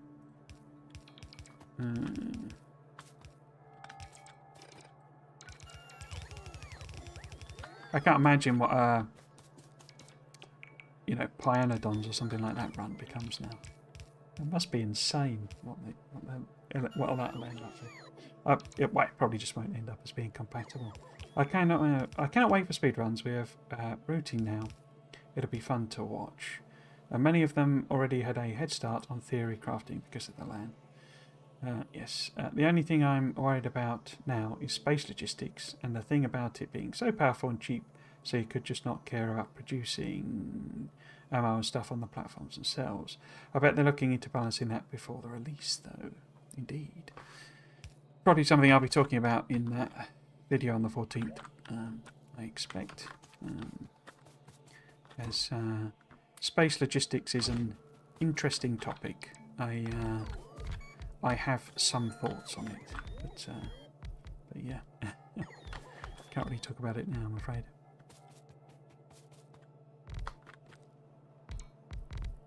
How many we ended up with here? We've got 47. Okay, so it's technically 9.5. But how about get this round? I'm slightly crossing my fingers, obviously, that this doesn't completely destroy power production. I do have some efficiency modules, so I might chuck some of those in.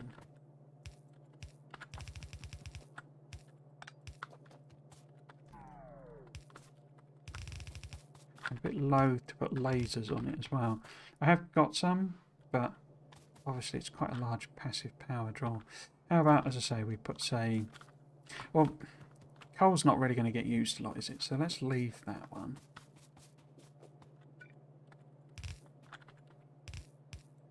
Or maybe let's put it, say...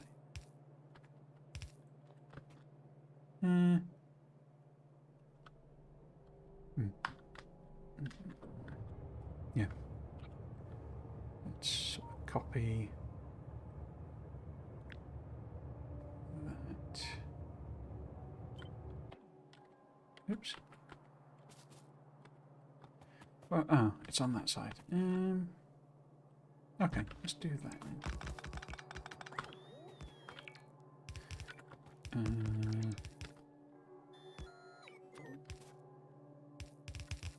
So if we do... oh, 2 to 6 is quite weirdly big. Yeah.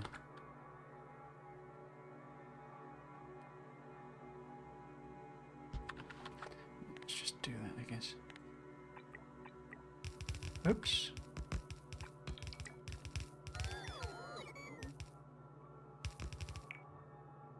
I have an idea for a mod I want to do, but I'll wait for 2.0, as I don't want to build it and then I need to build it over for the update. I think, well, I've never really looked at doing a mod, but I think the API stuff, as in like what the commands are and all that sort of stuff, might be available now for 2.0 for certain modders. So depending on if you are a, should we say, historic modder, so you've done modding before, I think you can request it.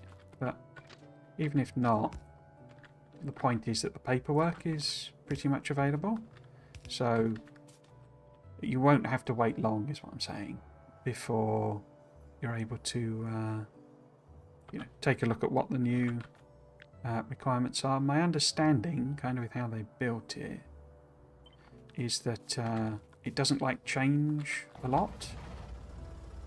It's actually fairly similar, and a lot of the interface is the same, but there are differences, obviously. So yeah, you won't have too long to wait, I don't think, before that becomes properly published. But say someone may be able to comment on whether it is publicly available now.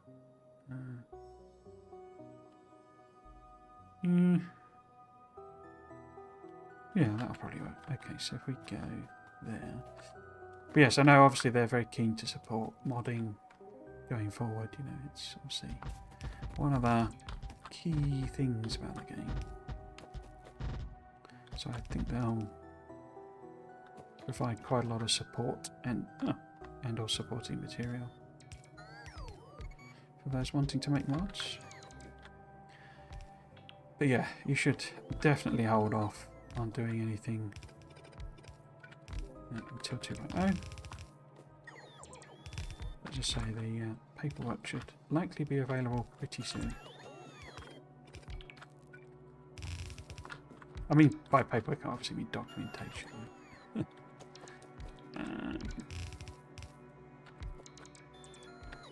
So copper is one of the key ones. I'm just wondering whether do I really need to build all of this in to supply like a handful of miners? Probably not. So how about we sort of... Because we've got the belts and stuff, there's no point wasting them all over here. And we also need stone.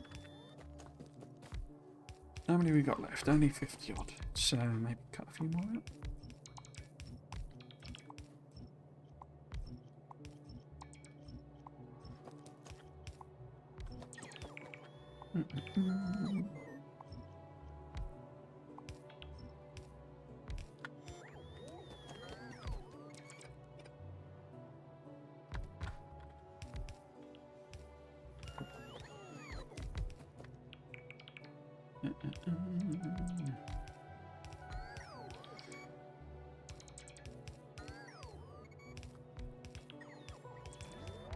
Hello Gods1229, how you doing?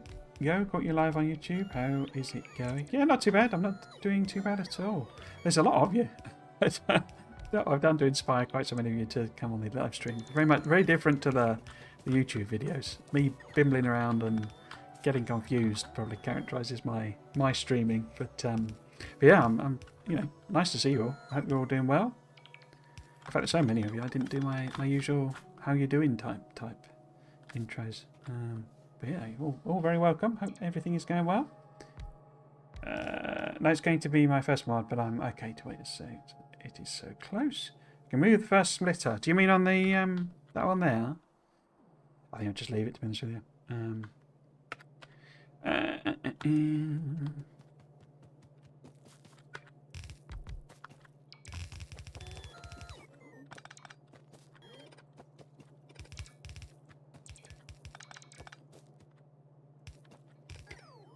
Okay, so I'm not getting notifications, so if anything's popping up, if you're doing all the points and stuff, I might be very, very late picking those up. I don't know like any of that has happened, so that's okay. And then what about YouTube? Don't think there's anything special on YouTube, is there? Like points or anything?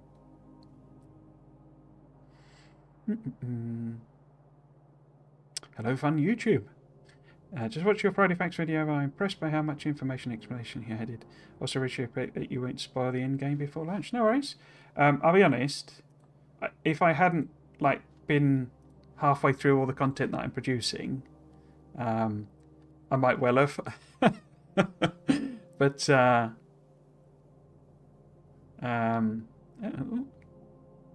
yeah, I mean, it was a bit of a case of, well, I'd have to change what I'm doing effectively, you know, what I'd planned out. And so I was like, well, given that I'm a tiny YouTuber and it's, you know, it doesn't matter for what I do, I might as well just do it. But also, as I think I've said, I've actually struggled to play a lot of the game because of the time it takes and just my availability and stuff like that. So yeah, I'm not as far into it as you might think, really.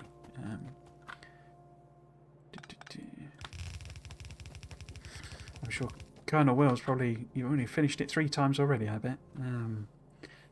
But it is, as I say, and again, I would stand by the comment I made before that it is a big expansion here. There's a lot to it, especially if you're going to do like you know, a sustained base and do, you know, something equivalent to a mega base, even vaguely in that sort of scale. And I mean, I literally already said it.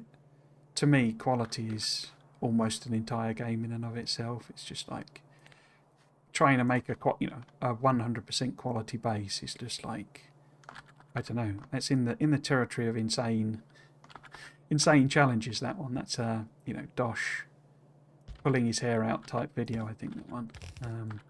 Especially since some of it, you can make a lot of quality stuff that's actually basically useless. You know, and you know, you've already seen some of them. Of like, yeah, it's not a lot.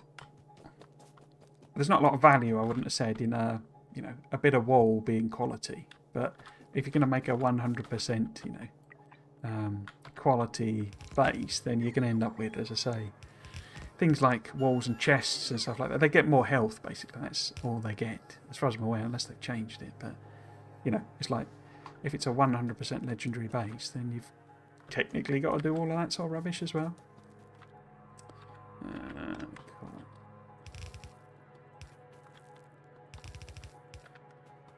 So, if we do a 3-to-1 as well, I guess. Or no, if we do a 3-to-6.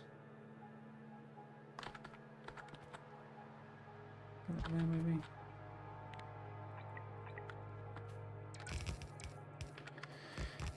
And then we want that there. Perfect positioning.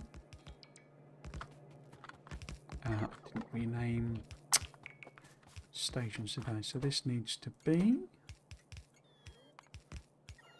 overload. You see, this is a classic example of where I've like rushed ahead. I should have done this all way earlier because, you know, it was obvious that that base, if I was going to use it as a permanent mall type thing, it was obvious it was going to run out of resources. But as ever, rushed off, trying to do more than we can. So let's get some radars on as well. So I'll probably just do a little bit of point defense. Rather than anything. Where are they likely to come from? I guess maybe that direction. So that's sort of the north, really? Okay. And then... So... corner one there maybe as well.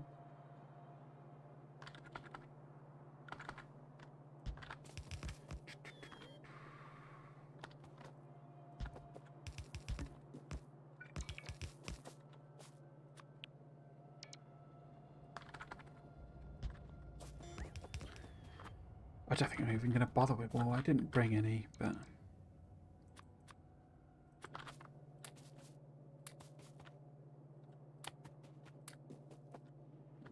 Oops. I don't know. I'm just going to leave a few in. As I say, it's sort of a token at this stage, really.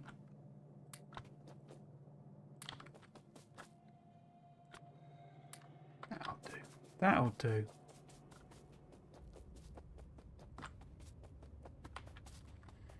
And then the tank had a few more in.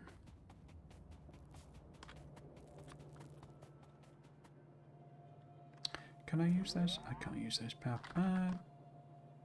Yeah, go on. Let's just use those.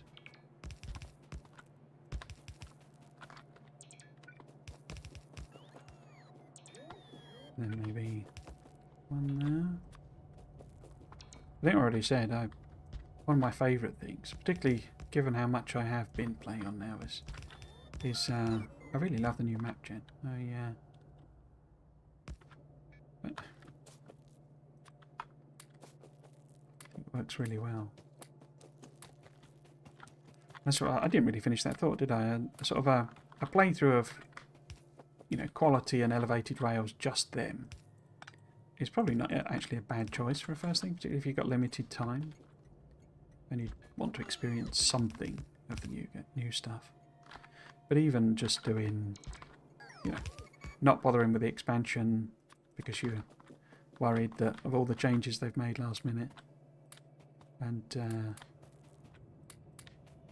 doing a regular 2.0 playthrough, I think is going to be sufficiently new to make it interesting, because you get quite a lot of the quality of life stuff isn't reliant on, you know, space age. So,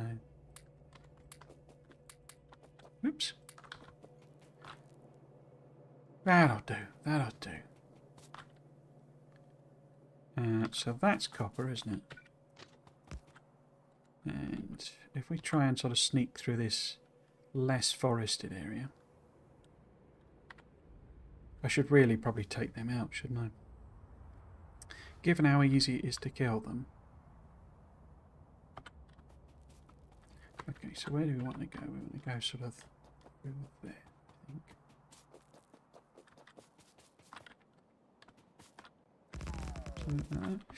So what order have I actually got these in? Coal is actually on the right. Stone in the middle and copper on the left. Okay, so we're going to have to cross them over at some point. But that's fine.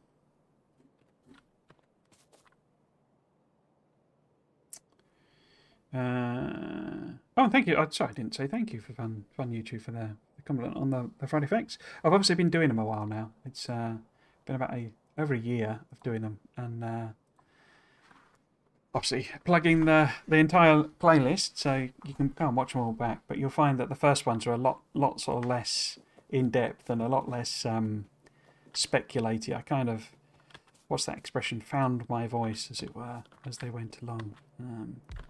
And I sort of got, I don't know, braver and braver. The thing I found that was interesting was that almost the longer they got, which almost felt like the opposite of how I would expect it to work, but almost like the longer they got, the more people watched, which I say was very, it's not quite true, but I say it was a bit strange, thinking that, you know, an hour-long Friday Facts video would just completely tank, and then finding that actually, yeah, they did pretty well.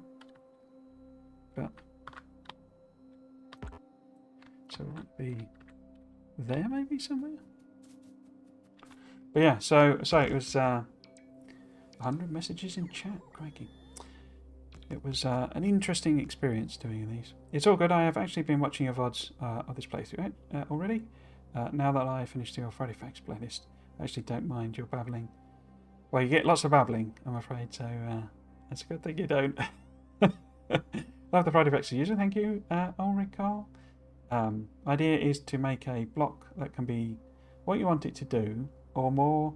You can do like you do with the power armor, that you put like a 2 furnace module so you can smelt faster, or if you had a module for a loader, so you load this out of the machine. So see if it's a good idea. That sounds interesting. I would look up the changes that are parameterization. There's another thing. I have literally not touched parameterization. You know, it sounds like a lot of fun.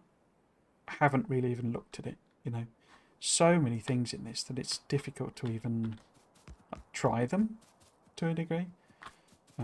A lot of it does feel, and we knew this already. You know, this is what we were working out from the Friday facts, isn't it? That a lot of it feels like it's based around, you know, end game mega basing, making that more fun, more interesting, as a more specific goal as well.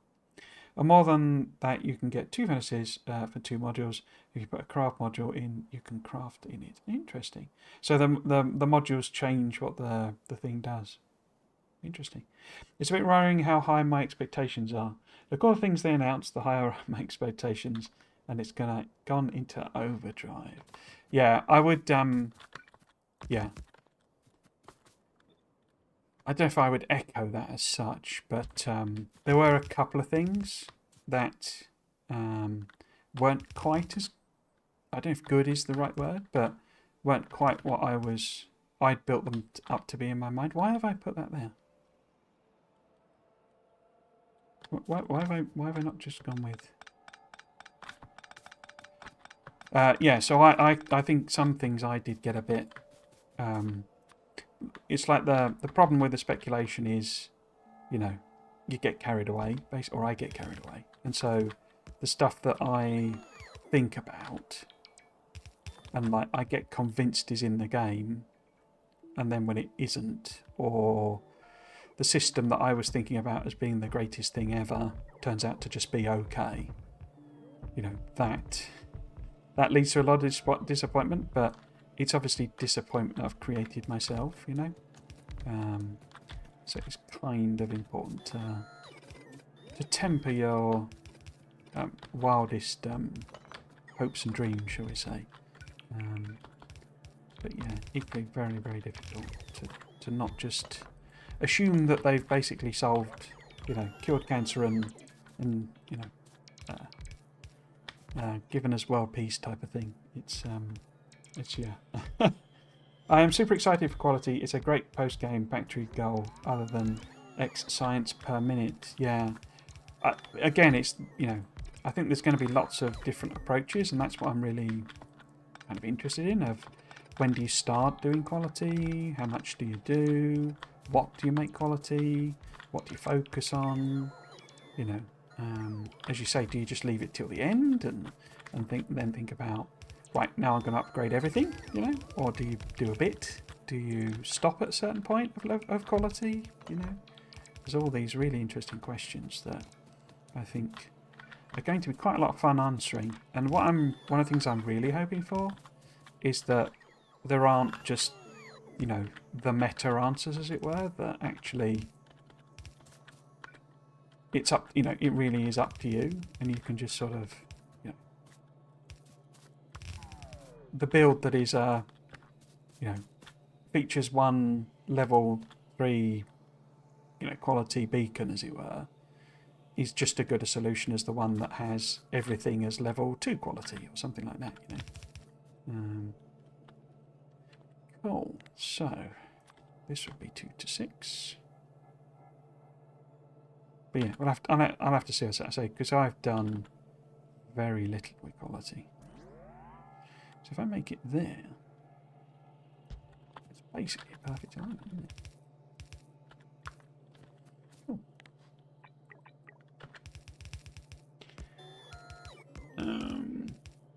They always come from the direction you least expect. Yes, those. Yeah. I do sometimes wonder if that is a factor in the, like, the placing algorithm for the biters, whether when it's like, you know, picking the chunks that it's going to build on, it does do the, well, which is the best angle to surprise the player at. Cool. Okay. So one of the things I've not done is made sure that the power poles are hooked up. So we need to check that. Got radars on all of them. I guess they're most likely to come from the north here, aren't they? So we'll see what we can do about a few defences. Let's put, say... I don't know. Oh, I forgot that was a tiled one.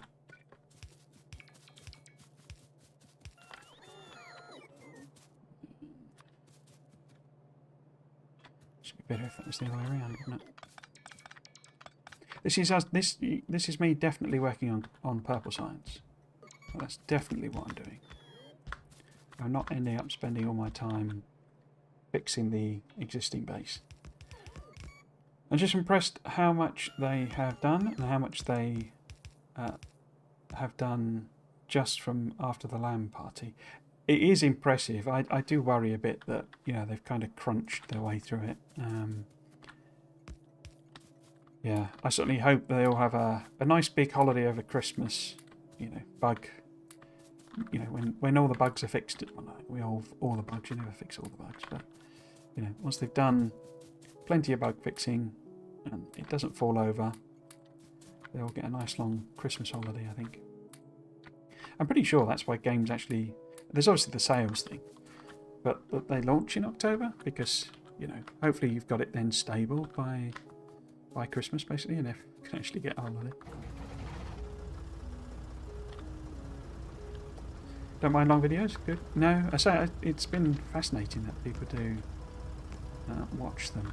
I know YouTube has kind of been pushing more long, you know, like long content. I think they realised eventually that, because, you know, they did the whole shorts thing. But I think they realised that if people are watching an hour-long video, they're not going to be watching your Instagrams and all that sort of stuff, your TikToks and your whatever you young people do nowadays. And that was kind of their exclusive feature, so they sort of lent back into it, I think. Cool. So, we will check that I have connected, as I say, sort of wires together. We'll run these back, and then we'll have to come out with some power poles.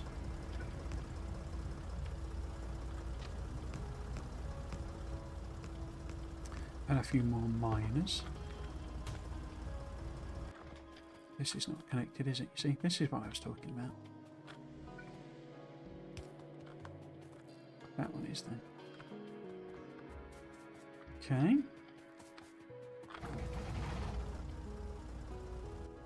I think I need more rail anyway, don't I? Maybe. Right, are you connected together? I think you are, aren't you? Yeah, okay. Let's have a think. We probably want to... Yeah, go down this angle maybe? Just means taking out more fewer trees, really. Or maybe go through that gap?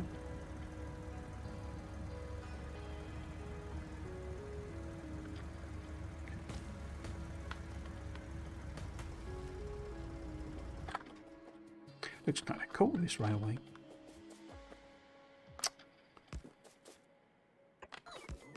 I quite like it. No, don't build it. No.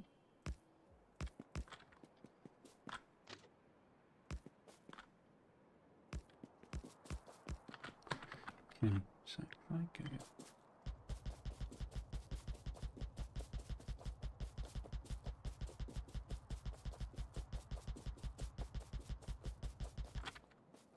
Wait, that was the gap, wasn't it? Let's just keep going now.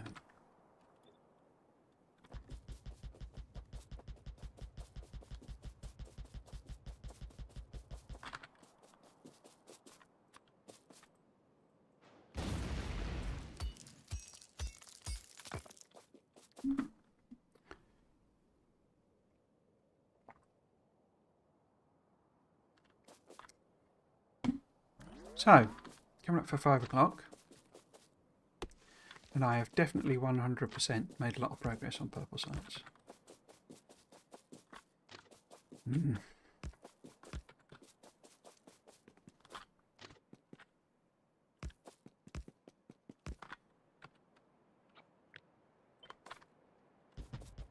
Oh, that didn't work.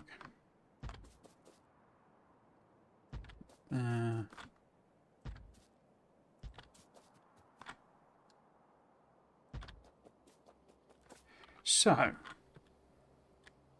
what it actually is then is that that one there, this one is coal, isn't it?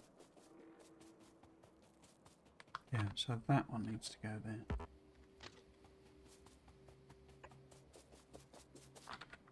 Ah.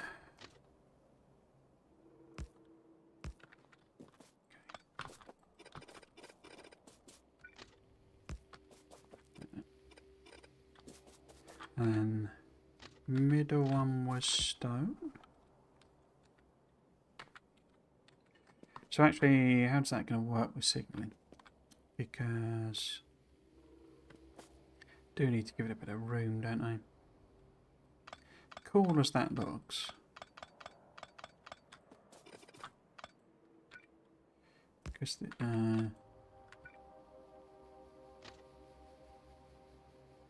think I'm going to make a bit of a mess, aren't I?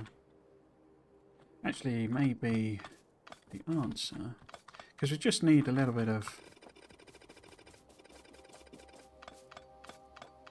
a place to do a crossing. We don't really need to bother. You know, these are single train, you know, situations, so we just need to be able to do a bit of signalling.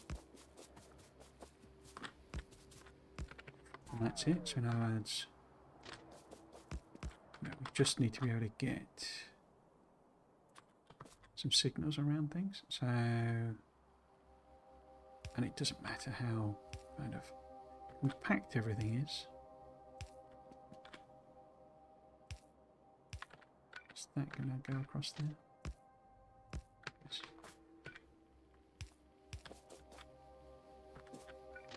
Oops.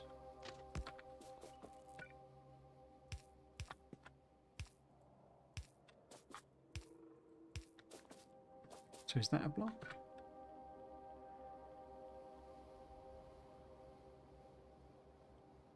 This is the type of thing that I want to be able to make, and I'm going to intend to make. Not immediately, obviously, but a whole mess of... Well, you're British, you know this. Clapham Junction style junctions, where it's just like bits, you know, rail going all over the place, and junctions, and just looks like chaos, but you know, works, as it were. So is stone the middle one? Yes. So that's that one. Okay, so those two can go up in parallel, can't they? It's only really coal that I've got crossed over with. And that's it for the rail.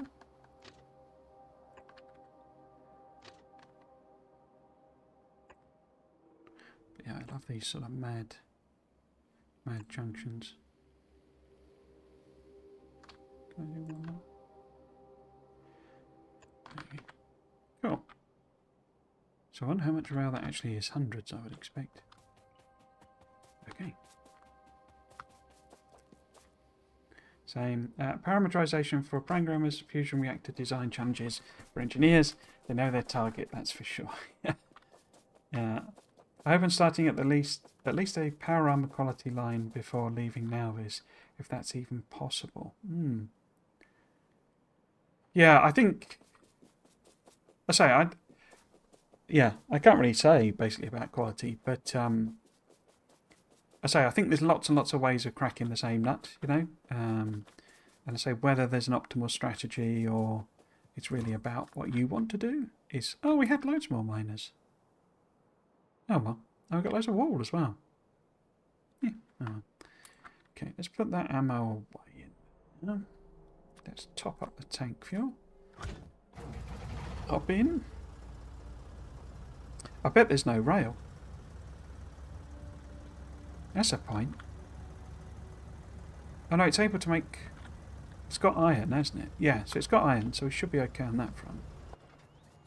It's copper that we don't have. Or stone. Yeah. In fact, literally, we do not have any copper. There's not a single drop left apart from this rogue piece here. That's it. Our entire base is running on 100. Oh no, well, there's a bit there. 153 bits of copper. Don't know what I'm worrying about. Let us. I'm just going to go and hand grab the rail. It's kind of all we need. Where is it? Down the bottom. Okay.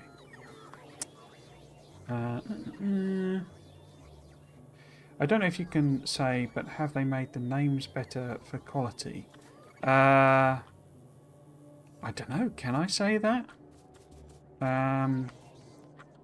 I could probably say that my reaction is that I am still disappointed. Does that help? And I didn't like the names when they relaunched them, and I'm still disappointed at what they're called. I don't know if that answers the question without answering the question. The pins, I think they were called, must be so useful to stay on track and focusing. Also, the camera showing for warnings seems amazing. Yeah, I've made use of those features a heck of a lot. To the extent that pins and the camera, you have to be a little careful. I would suggest culling, having a cull, not going overboard with them, because they become too much. You know, you can get too many pins, basically. What is amazing, that's a tiny little quality of life thing, is the whole moving tags. You know, so being able to click on a tag and move it, and there's a couple of ways of doing that. So if I wanted to shift that over, yeah, at the moment there's absolutely no way of doing that, and you can in the thing, and so you know all that, you know that exists, that functionality, but actually doing it and using it is useful. And as I say, there's all sorts of little quirks to it or little tweaks to it that are done on top of that just make it like a super awesome feature. Yeah, so there's a lot of stuff you know about that is just awesome, you know. Fighter spawner and the new super lab look amazing, but I agree with you that the super lab should make it clearer what's inside, like the biolab. But I'd also prefer the blue stuff to look more like lightning. It looked a lot like disco, I think. It's always kind of looked like a disco ball, doesn't it? Yeah, one of the things, it was like slight correction I made at the very start of this, is that it's not actually. So when they're talking about it, you know, this will be in the game, and it's still work in progress. What that means, it is literally not in the game. What they've done is they've used the synthetic one as like a stopgap in the game. So at the moment, it is that synthetic. They've just changed the recipes on it basically, because you've seen it. You know what it was doing before, where it was making, you know, chemical packs and all that sort of chemical science packs and all that. That was what it was there for. That was doing. So effectively, they've changed the recipe on it, and so that in terms of in-game model, it is that synthetic spawner. So clearly that, you know, that one they're showing is in the Friday Facts must be a lot, must just be a mock-up effectively that they've thrown together.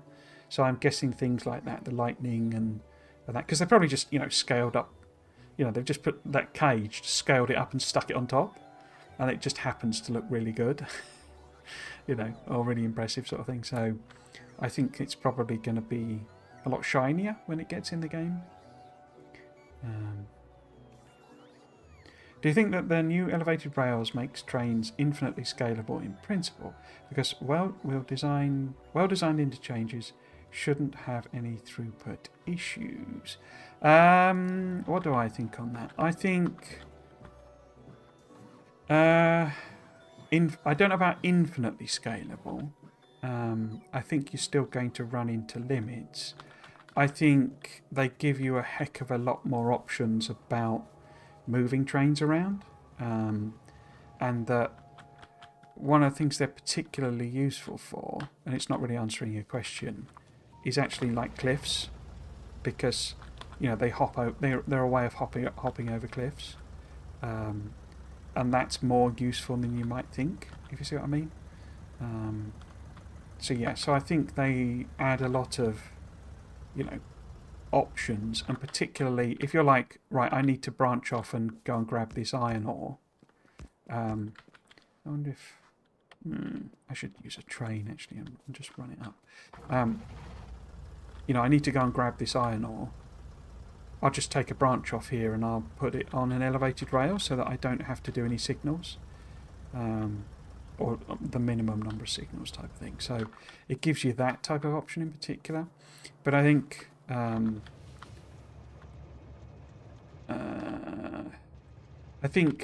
what do I think and what can I say? I think you can, if you like building train blueprints and designing like large scale throughput train systems, then you're going to be, you know, like a pig in muck, because I struggled to actually put together. I'm trying to think what I can.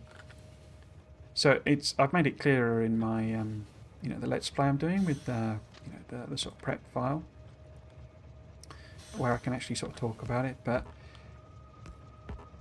the number of angles and the possibilities for angles, and I say you kind of know this, you know, already. This isn't I'm not revealing anything, because you can just look at the number of angles you've got, but it's combinations of angles. So if you think about it, at the moment, what you've got, oops, those are effectively your options. So you can go from vertical to diagonal, you can go from vertical to horizontal, and go from diagonal to either vertical or horizontal, and you can go from horizontal to either diagonal or vertical. And obviously some of those are basically the same. Okay, so horizontal to vertical is the same as vertical to horizontal. So in other words, you can do that, you know, that curve, you can do that curve, you can do sort of that, you know, well, that's it. You can do that curve, and then you can do that curve, and do that curve, basically. So when you're building blueprints, those are the options you've currently got. Well, now there's an intermediate angle there and one there. So now you can go from that angle to halfway between that, or to the full one, or to 3/4. And then you've got every single possible combination of linking together. And you can obviously either do that with like modular blueprints. So you could say, right, well, if I connect the 45-degree one to the two angles, then I can also connect those to the two half angles, and then I can, you know, stick those together. But then you're into that territory of so Factorio does things with angles that, so if you know what non-Euclidean geometry is, and you know, like the Lovecraftian thing, where it's all about, you know, so it's angles where, you know, they don't follow that. Oh, I did the wrong one again. That standard geometry. They're effectively kind of doing that in order to make it look okay. You know, in other words, it does work in terms of the angles, you know, that you're thinking about, but in order to make it look not horrible, they do some tweaks, shall we say, that mean that it's quite difficult. Wait, oh, I never renamed it, that's why. It's quite difficult to see what the angles are. Does that make sense? So, and if you go back and look at the Friday Facts, you can kind of see this already in there, but it's more obvious, obviously, when you're playing it. But it's basically about, yeah, what looks like an angle, or what looks like a piece that's of track that's connected. And you get this at the moment. Isn't. And it's a bit like the thing where people put, you know, they'll put some pumps on a, you know, a station, and then they'll come on Reddit and go, why aren't these pumps working? And it's because the end carriage is like a tiny, tiny bit around a curve, but you can't really see it. And you get that, you know, imagine that sort of squared, is basically what I'm sort of saying. And also, I say, don't try and think in terms of all of the angles working. There's actually some angles, and was this in it? Let me put it this way. I was expecting some of my trains to crash, and they didn't. And I was expecting some of the trains to be fine, and they did crash. Because you've also got to think about where it lets you put signals. You know, where it allows signals. And to say, if you imagine all of those put together, building a like full set of rail blueprints for what you want to do just becomes this like mind-bending, you know, puzzle that is just like you could literally spend days. In fact, I did spend hours just coming up with blueprints, completely failing, and going, right, well, I'll just do 45-degree, 90-degree angle rail system and just not bother these angles because I'm spending hours achieving nothing. It was fun, but as I say, it's a bit sort of like, it's a really big challenge getting it right, basically. So empty.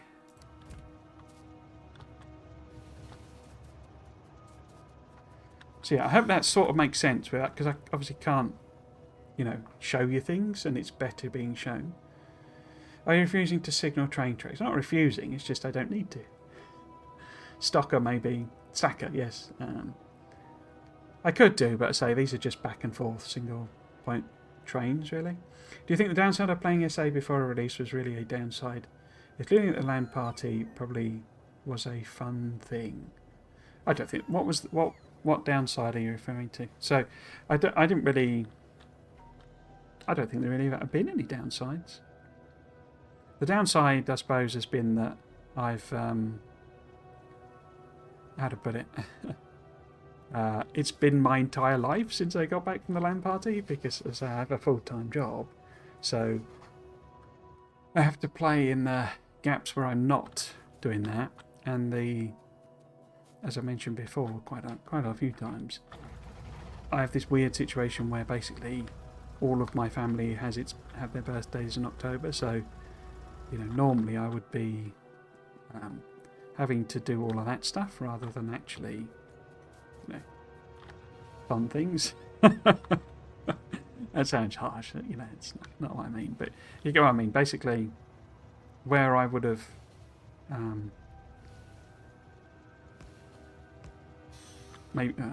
tree in the way, would have maybe preferred to spend a lot more time on Factorio. Instead, I had other commitments, but I don't think any of those are a downside. What would the downside be? I guess on the other downside you might be referring to is not being able to do the speculation stuff. I don't know. I think it's actually been more beneficial to the channel being able to do like the LAN blog post and that. But then do I care about that in a sense? I'm sorry if that sounds harsh, but I say I'm not. I do want this entirely for fun. It's just a hobby, really. So no, I'm not trying to make my fortune on YouTube or anything. So yeah. I think I just managed to offend everybody there. Oh, so either no change or epic and later in quality are now called very rare and ultra rare.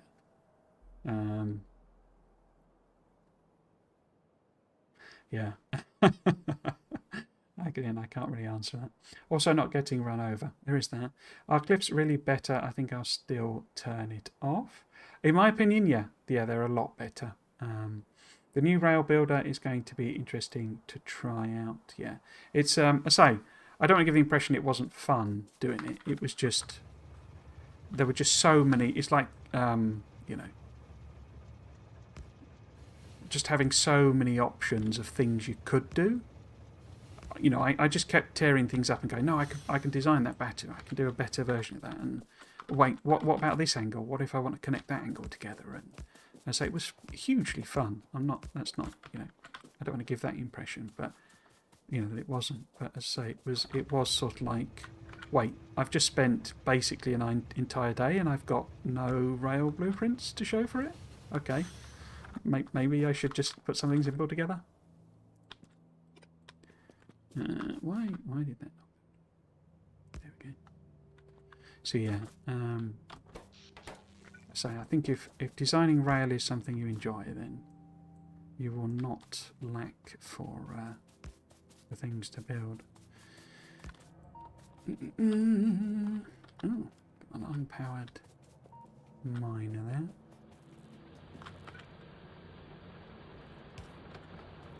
I mean, that's true of all of it. You know, you're getting all sorts of stuff that works very differently.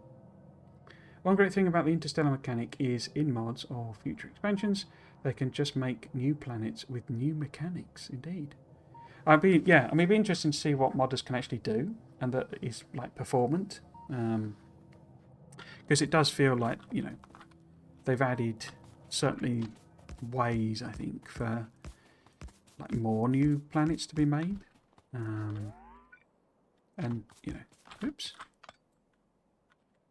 If they can code it in a script of a different, you know, like what shall I call it, mechanic of, excuse me, of you know, how something works, then I think there will be a lot of interesting mods going on. I don't know that Error has decided, have they, about whether SpaceX will be space age compatible. The impression I got was probably not. Just version 2, you know. Okay, that one up.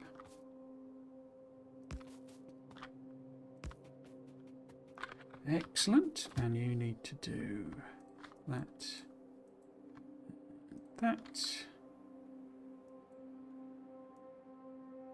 If you can, yeah. Full and empty.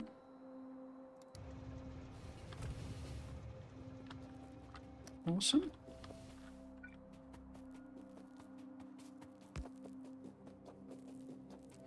So how far are we? So 2.5 hours in, and I've obviously finished Purple Science now, so we'll have to move on to something else.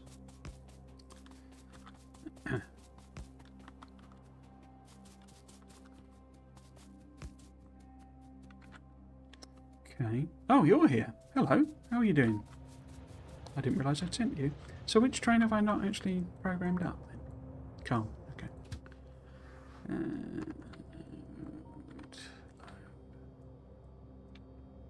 Full and empty. Oops. Still haven't really done anything with interrupts. I had a proper look at it the other day, but why are those not? Huh. Is that the same on all of them? No. I guess I must have accidentally hit it with the...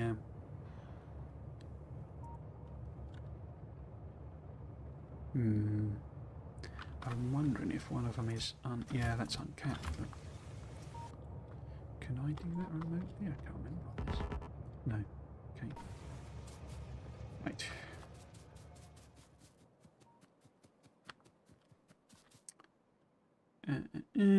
Just bolt it into the interstellar map. Spoiling downside. Oh, as in getting spoiled on the mechanics and stuff.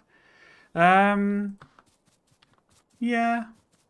I don't know. I mean, I think there's no problem me saying this at all, but I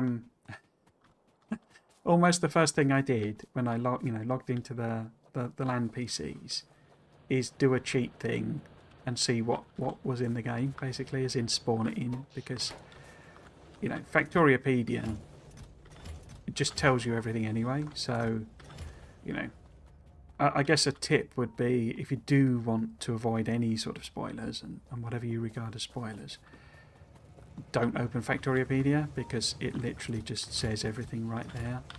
Can I hit that train? No, just run away from me. Damn you, train. Yeah, so I say, if you're of any kind of, I want to discover things, and I don't know why you'd be watching this, because you know, I mean, I guess you could have randomly wandered in, but you know, if you're all familiar with what, you know, the Friday Facts I do, then you'd have seen that those are spoiler heavy in a sense, depending on, I say, what you regard as being spoilers. But yeah, Factoriopedia just has it all right there in the open. I'll be totally honest, you know. I mean, you know how Factorio works. When you open things and select a recipe, or like do something in a decider network, you know, combinator or something like that, a lot of it's just there. You know, it's not going to hide it. because that's not how the game works. And I say it was a bit weird seeing people going, "Oh, I think it should, you know, not show you the recipes and all that sort of stuff." And it's like, well, your first time playing through, sure, you don't want to see it, but once you've played through, you just want access to it, don't you? So why would they build a feature that blocks off, that information for your very first playthrough and that's it? That's a bit of a waste of time, really, isn't it? Because once you know how it works, you know how it works. Cool. So in theory, that's copper. I certainly see copper coming in. Is it stone brick as well? It's stone brick as well. And stone. Crikey. Which must mean that we'll eventually be able to make some nuclear bits and pieces. That looks like I've not. Item ingredient shortage. I bet it's just the copper, is it? Fingers crossed. Because I can't open it from here. Okay. So. Whoops. I now need to do what we were meant to do 2.5 hours ago. So we need to put that station in. We probably need to add trains. But then the big thing that's missing is the red and green circuits. Because these are just trains to show me trains. Okay.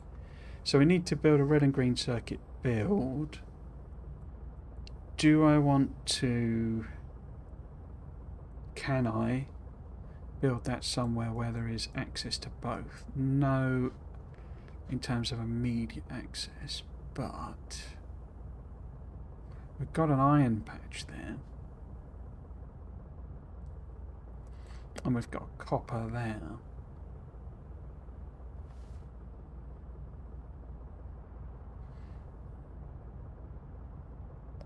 So, if we put in a mining thing here, or actually if we do a smelting thing, maybe this time with stackers. Am I going to learn my lesson? Probably not.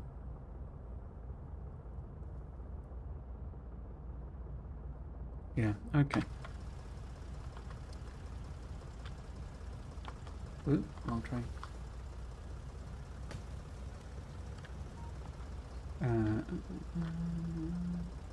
Makes no worries. My primary worry is exactly that. I could just see myself just constantly rebuilding everything in Space Age. I think that's going to be a real problem as well with quality in particular, of just like, right, well, now I've got level 2 inserters or something, quality 2 inserters, so I'm going to rebuild my entire base, and I guess people just need to decide if that's, what they want to do, how they want to do it, or take it a bit more circumspect, as it were. I think one of the things with quality is, I would say particularly earlier on, I think he's probably going to be focus on a few things. So focus on, I don't know, assembly machines or something like that, and try and get some of them. A real good candidate that the devs seem to be keen on, and I've mentioned a few times, is like power armor stuff. Getting quality 3 legs or something, and just having it. That's the quality it's making. That it's just chugging through them, trying to make some, I don't know, I say level 2 roboports or something like that. That just focus on a few items. I didn't actually bring any electric furnaces with me, did I? How about if instead, I need electric furnaces, and I've probably got enough rail. Do we want to do 100? Yeah. I should probably get more modules. I could probably take that down to 5. was just thinking I could just quickly solve the inserter problem on the steel. Put those trains in, so that it's then basically ready for circuits. Because what I could do, to be frank, is just make a local circuit build, couldn't I? Rather than kind of mess about in a sense. Because, you know, we have copper there, we've got iron there. We could belt them over, do circuits here. But I could build them at a scale where, you know, I could then stick them on a train.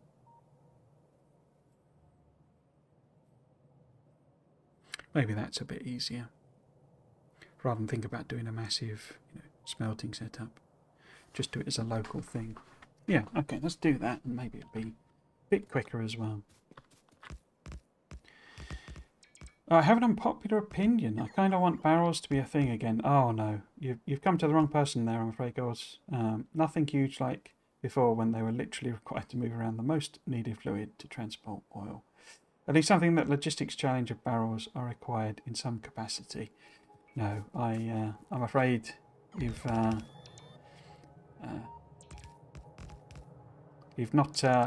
got an adherent, you know, a sort of fan in me that I'm too scarred still from all that barreling and unbarreling. I got down on my knees and wept when they finally introduced the fluid wagon. I just used to hate the barreling. I wonder if there is data on the number of Factorio players who only do one playthrough. I doubt it's high percentage, but no idea what number that would be. I do know that according to the Steam stats, it's a surprisingly highly completed game, in the sense that most games, when you look at the Steam stats, it's like 10% or what have you of people have completed the game. But for Factorio, it's actually, I don't know, because it's like the rocket launch. You know, launched a rocket essentially is sort of what you're looking for as a stat. And if you go on the, you know, the statistics page, oh look, it's heading over. Nice. It's actually surprisingly highly completed compared to other games. That doesn't mean that it's a very big number. You know, it's not 90% of people, but say if you compare it to a, you know, a AAA game or what have you, then I do need the thing here, don't I? But I don't need this. So we don't need to actually do stone brick here. So I assume this answer is wrong. But yeah, it is a you know, it's a sort of surprisingly highly completed game. In terms, I mean, it's not surprising in many ways because, you know, it's a great game, but it's, you know, and one of the things, you know, one of the things to that is partly the whole no discounts thing, because people then only buy it. I don't know about you, but I have literally hundreds of games, and I'm not exaggerating, that I have never even played, as in never even loaded and played sort of thing, because I buy them on some super cheap Steam sale, and then just don't have the time for them, you know. And because Factorio never sits in that category, you know, you can't buy it for cheaper. So when people buy it, you know, they're much more, you know, they want to get the value from it, or they have already played the demo, they have decided effectively this is a game for them before making the purchasing decision, and so they then tend to play it through, you know. Or at least that was their theory. I don't know. I don't know if there's any proof of that, but relative to most games anyway. I think there may be a higher number of players that have started multiple games but haven't launched a rocket than those that have played on one game only but launched the rocket. And there's a lot of people who don't get past oil. That's very true, would make sense. Ban the barreler. While I'm a bit sad only 2 of the new planets have enemies, it is nice everything is unique. Enterpods are just hungry and you just need to defend the fruit. Biters are just colonialists rather. As you are the monster, and demolishers are a boss fight you actively engage with. Yeah, I mean, you know, I'm interpreting it as kind of an errandall thing, but they've sort of leaned in quite a bit to the whole, you know, are we the monster thing? Why have you not got any sort of signal going on? In fact, why did this turn up at all? Output signals 1. Does this train hold 2,000 of them? It doesn't, does it? It holds 4,000. Output signal 1. Output signal 1, so why is no train coming? Trains with this stop 0. There are no trains with this stop. Well, that would explain it. Does it have a way of fueling? Yeah. No. So these trains don't have any refueling place, do they? Even though there's coal right next to it, I've not hooked it up.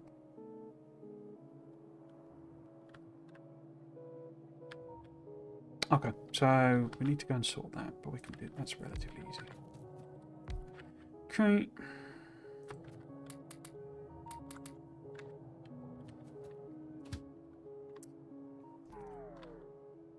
What was I saying? Oh yeah, so for example, demolishers, they're just there defending their territory, you know. You know, they've lived there, they're probably millions of years old type creatures. And then this engineer lands on their planets and just starts exterminating them. It's like, it's not their fault. They're not like the biters, they're only aggressive if you come and, you know, mess about on your turf. And I don't know about you, but if something turned up and started building stuff on my lawn, then I'd be pretty miffed as well. Full empty, okay. So if we pop in there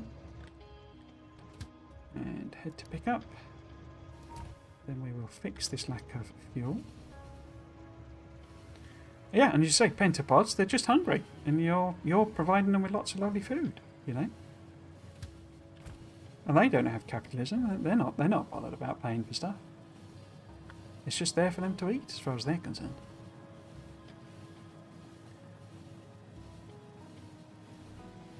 %, but that's without mods. Yeah, 20%. You see, I mean, 20% of people completing a game is actually like really huge. That, as in, as a proportion of the total players, it's actually, you know, pretty significant. As a percentage.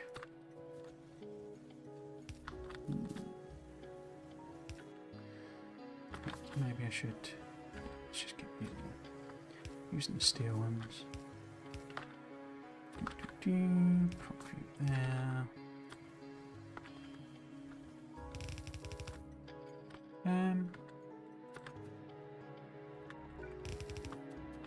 Yeah, so let's copy that in. Oops.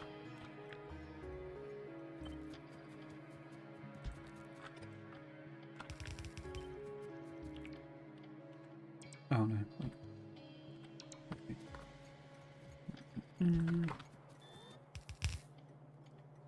Though, like I said, I'm popular. I'm not totally against it. It's just, I just always found it really tedious. I think if they were to do something with barreling, I wouldn't hate it necessarily. Like it became a super significant and important thing, but I think they'd have to do something along the lines of like increasing the size of barrels, or like majorly increasing the stack size or something like that, because, you know, my biggest problem with it was always the number that you had to make, and, you know, yeah, it just got like really, really annoying for me. So yeah, I was never really a fan. I don't even think this... Wait. That's unloading. Oh, okay. How weird. So I got a coal train dropping off coal, and then I've not sent it to the trains. I thought this was a loading thing, but it's not. Look at that. Multicoloured modules. And one on the ground, of course. I wonder why I've done that. Just for fun, I guess. I didn't put efficiencies in the other one, did I? Can I just explain my train station's rails? 111. I use 1-4 trains. Is it better to use 111 in Space Age or 1-4? I don't think there's any real difference in a sense. So I've started using 111 again because, well, a couple of reasons. Basically, Clonan has a base where he's doing a lot of the screen grabs you've seen are for his 111 train base in version 2. So yeah, so I was kind of partly inspired by that because it just looked fun, and particularly one of the things I've been finding with it and enjoying with it is like they don't take up very much room, and things like, well, I haven't built any because I'm a bit of an idiot, but stackers are quite small and quite compact, and you know the curves to do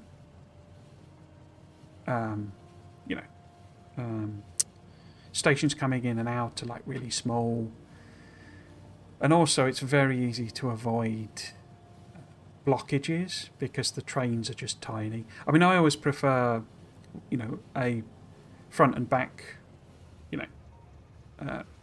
inwards and outwards type train anyway. That's just if I'm doing 1-4 trains, I'm actually doing 1-4-1 trains. That's just by preference, really.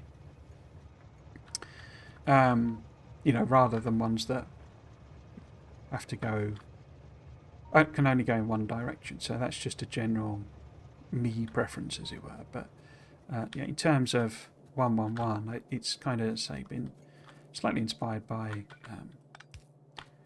what Clonan has for this train base that he's been shown in the Friday Facts. But otherwise what? I've just it was just something a bit different. I say there's also that. So one of the things with trains, and I need to reverse all of these, don't I? Is that,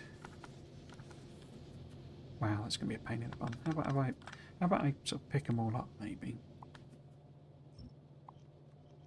and just re-copy and paste. I don't know how I managed to do that. Oops. I'm quite liking the compactness of them, and it means they're quicker and stuff like that. But one of the things with trains, as I say, is that, how to explain it? It's because they're effectively mobile chests, trains. That's sort of what you're really doing with them. And when you load onto and off of stations, you kind of, I don't know how to put it, but it's like what goes in on one end is what comes out on the other, if you see what I mean. And it doesn't, in a sense, matter how big your trains are, so long as you can kind of the throughput is there, if that makes sense. So I've really terribly explained that one. So I don't actually think 1-4-1 type trains are necessarily the solution, and I think actually what would probably work best, really, for most setups is like mixed train sizes. But then you get difficulties of having to have multiple types of stations and stuff, because moving a 1-4-1 of blue circuits around, that's an awful lot of production to have sat on a single train, and it's not it's a lag question really, rather than a productivity, because I say eventually they will end up where they need to end up, but in the meantime it takes a long time before your first train sets off. I don't know if that makes any sense, but I don't actually think that 1-4-1 is necessarily a lot of it is legacy stuff, and where in particular the fact that a splitter does 1-2 just means that and like a 4-4 balancer is just really easy to do, and that sort of thing. So you end up with powers of 2 being what people just like default to, but I don't know that they're actually the best solution, if that makes any sense. It probably doesn't, because I haven't really thought about it philosophically. I really just did it because I fancied it. And hello, Emil Steve Camp. I'm not sure I said hello before. That does make sense. I've never looked at the Steam stats.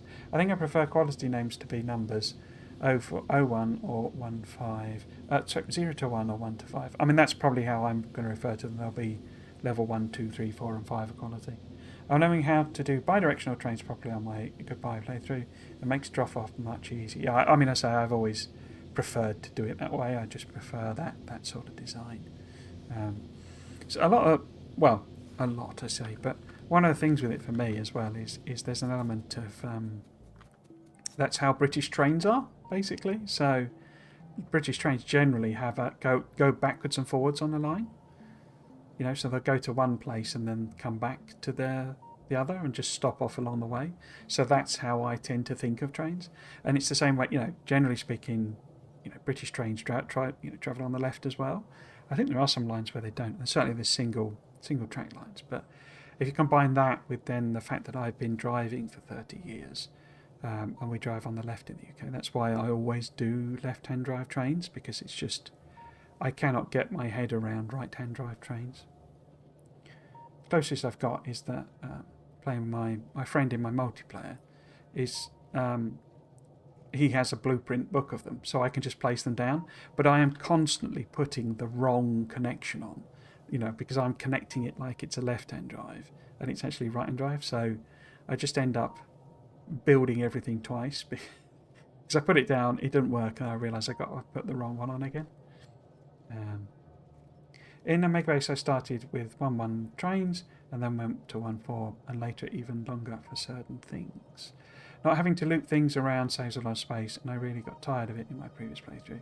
Now I'll probably try the bidirectional style, perhaps even shorter than 1-4-1, so 1-1-1 or 1-2-1. People do a thing as well. If you want like super fast things, I think it's more optimal to do, so you can do a sort of a, I'm going to draw this I'm going to build this horribly.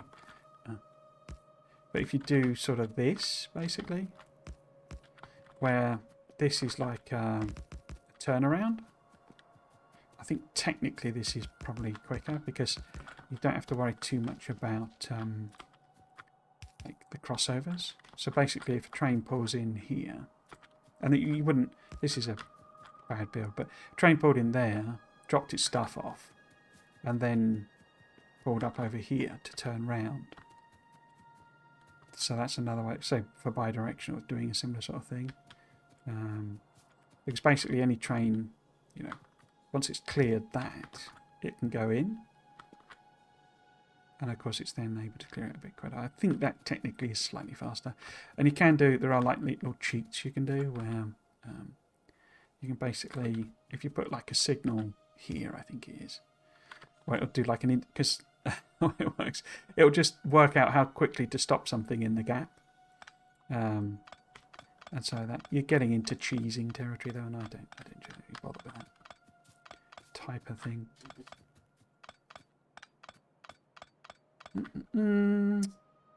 Overtrains are a pretty big buff for bidirectional trains, in my opinion. There's so much. I'm using trains so much more now. Yeah, so I just prefer it. It's like there's also a little bit of legacy for it for me as well, because when I played, roundabouts were just like an absolute nightmare, because the way train pathing worked, it would send the trains in really weird directions, and roundabouts were a pain to signal and would give your trains lots of options for going to places you didn't want them to go to. And in particular, if you weren't, if you were doing like a turnaround or something like that, and it was going back to a station, or if there was some system you were using with that effectively you created a shortcut, so maybe you came in on a train line there, you had your station, and then you connected like that. Probably most relevant for city block style things, and this was the main line there, and it connected in. And you had a station on here somewhere or something like that. Oh my god. As your trains came in and out, and you just wanted them to drop off and go away again, or all sorts of things like that. But the trains didn't have the penalty that they do now for going through or past stations, so they would just route through places you didn't want them to go. And I say, if you had roundabouts in particular, they would just pick you know, routes that you really, really, really didn't want them to go on. You would create a direct link between two, and then because it went through a roundabout, the train would then path up here and do something like this, and you'd end up with some train that was trying to drop off copper ore stuck in your walls where, you know, artillery was firing or something like that. But I'm probably mixing that up because that would have been the wrong timescales. But yeah, so there's a bit of a legacy thing for me of don't do roundabouts, basically. Okay, so what we're missing, basically, is the red and green circuits. We need to put that in there. That's all that. So why are you not making... Oh, because I didn't have the duplicate. Okay. Do you need another inserter? No, you're fine. Oh, you need inserters though. Why have you not got access to that? Huh. Huh. We're probably not going to make this because I'm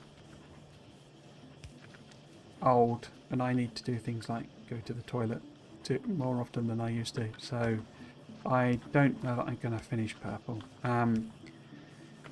What we really need, as say, is a red and green. That needs to be purple pickup. Red and green circuit build. I mean, we have kind of fixed the old base. How much are we doing on power? We're a little better. But still nowhere near. But look, there's belts with things on it now. Belts with things on it, look.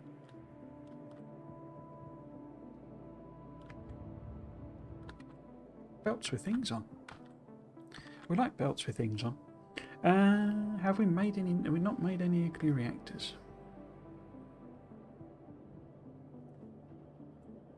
Why not? I guess because copper's just trickling down to the bottom here.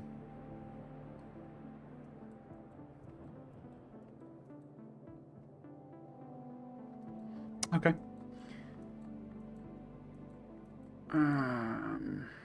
Okay.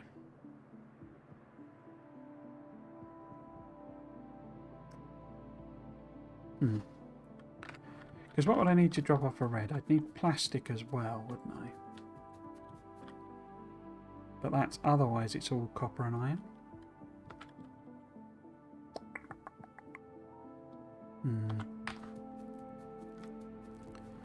Let us think about that then, at the very least. Could maybe design it in.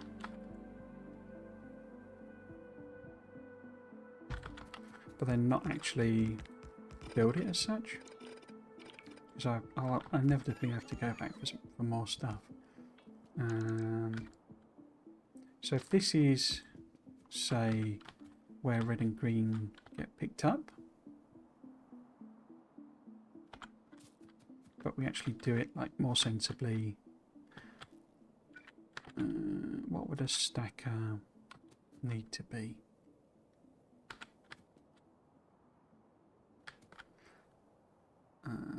Because that wouldn't work, would it? I could maybe have it be a big old loop. In fact, it's probably just going to be better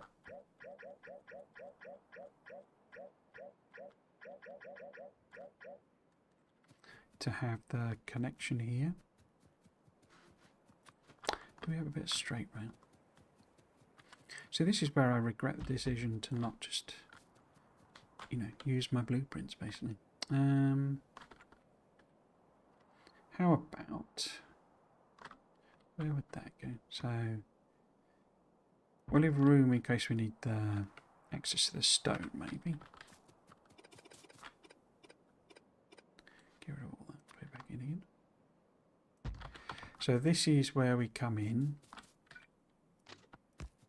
to our green and red circuit factory. Maybe. And then we can kind of have like trains dropping stuff off and picking stuff up. do I build it with a stacker then?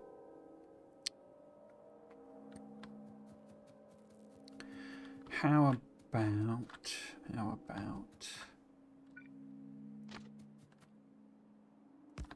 Because this could be... We could have it coming in here. Oops. Or just let it do in, even though in doesn't make sense on that side. But it then goes into a stacker. And we'll do it as like universal for the red and the green. Because it's only 1, 1, 1. So the stacker doesn't need to be enormous.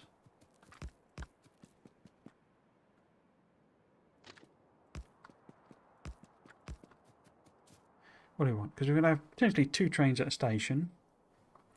And maybe 1 spare each. And then 1 more. So could do 2 maybe.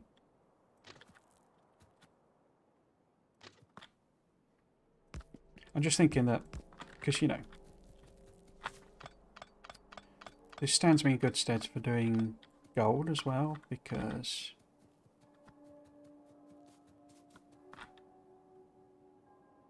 would a diagonal stacker make sense there? I don't think it would, actually, would it? Because if we did a straight one, I don't know why I didn't go store that in. Let's just stick a selector signaler there. So if it was like that,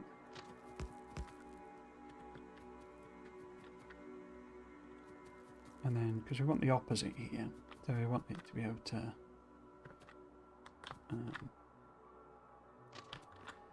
exit, and I could move that up a bit. Okay. In fact, let's use poison. No problem.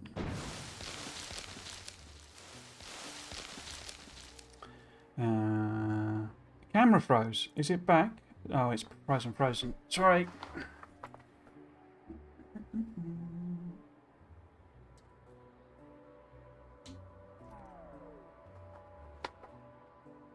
Is that back on stream?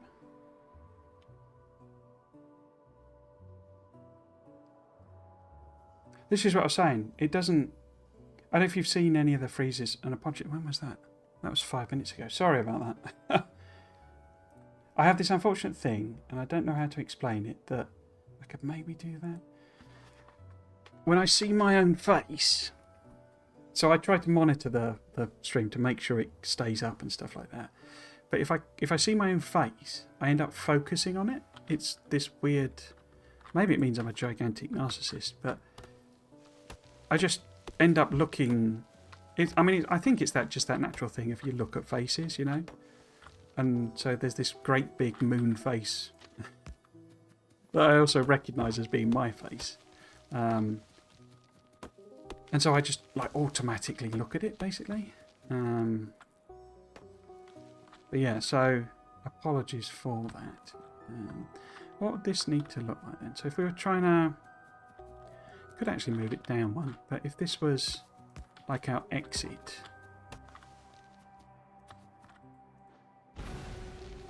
RP camera, PNG 2 minutes back, cool. Yeah, it turns itself off basically, and then turns itself immediately back on again. And I do not know how to change the settings to stop it doing it. It's just really, really bizarre. And I've done like dozens of searches on, you know, YouTube and all sorts of stuff. Yeah, it's too close, isn't it? For you know, camera turning off and on again, and how, you know, guides on how to use it for live streaming. Blah blah blah blah. But everything that they recommend, I've done or tried. And it doesn't stop it from doing it. Yeah, I don't know. So, how big? So they only have to be quite small for all ones. You can have it going around the corner as well. Yes, my apologies for that.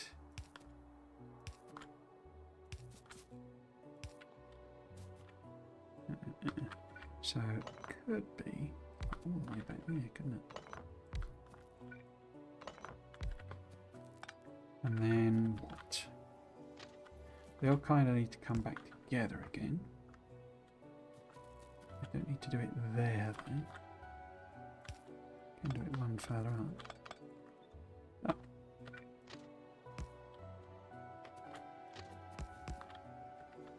So what am I actually anticipating? I think I'm double training, aren't I? So basically I need to copy that around. Because what I'm doing here is basically we'll have a single place where we make both green circuits and red circuits, and that we'll load the trains on together just to kind of have it all together in one place, is what I'm thinking. It's proving to be a bit mad though, isn't it? Why not just have a green stop and a red stop? And just do like a two... Because red, I'm not going to make millions of trains, am I? Worth of red. In fact, we probably don't even need a stacker on the red circuits. So how about instead...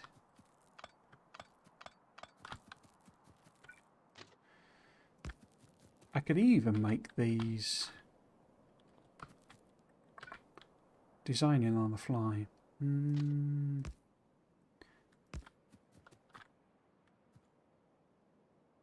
How big would it need to be? Because it could go out as well, you see. Oops. Just have like a built-in... Wait. That's the wrong place, isn't it? Oh. So that could be like that. But yeah, do always shout if it does go off and say it doesn't come back again.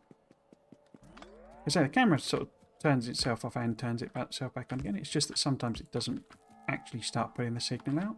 But I'm not entirely sure that it stops putting the signal out when it turns off all the time. It's just really weird. It's just like, just don't know what's going on. But then that, you know, it's kind of story of my life, really. Let's see. How about there, there, and there? Is that too small? That's too small, isn't it? That's too small. Okay, I'm then thinking we go straight back out again. Could even maybe connect back there, couldn't I recognise this design. I know what I'm building again.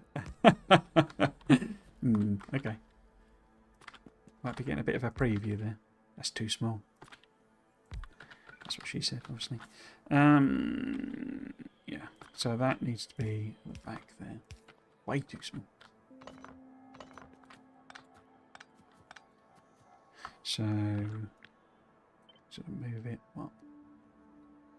That far maybe? Let's get the bots doing some of this.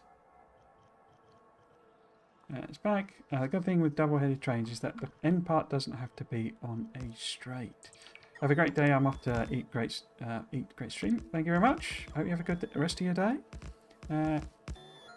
SMOSG. I'm not sure how you pronounce that, to be honest with you. Smosg. Sometimes you use mixed stackers for multiple stations. Just need to make sure the trains don't block each other.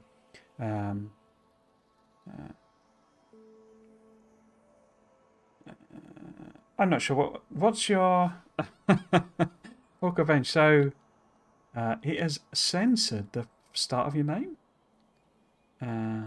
B Brenny. Okay. I wonder what it's censored there.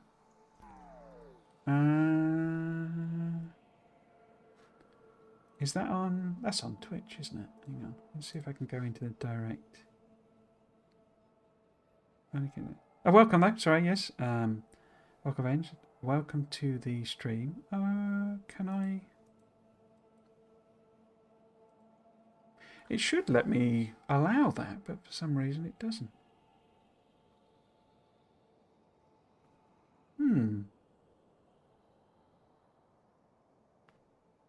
But yes, welcome, Be Rennie. Hope you're doing well.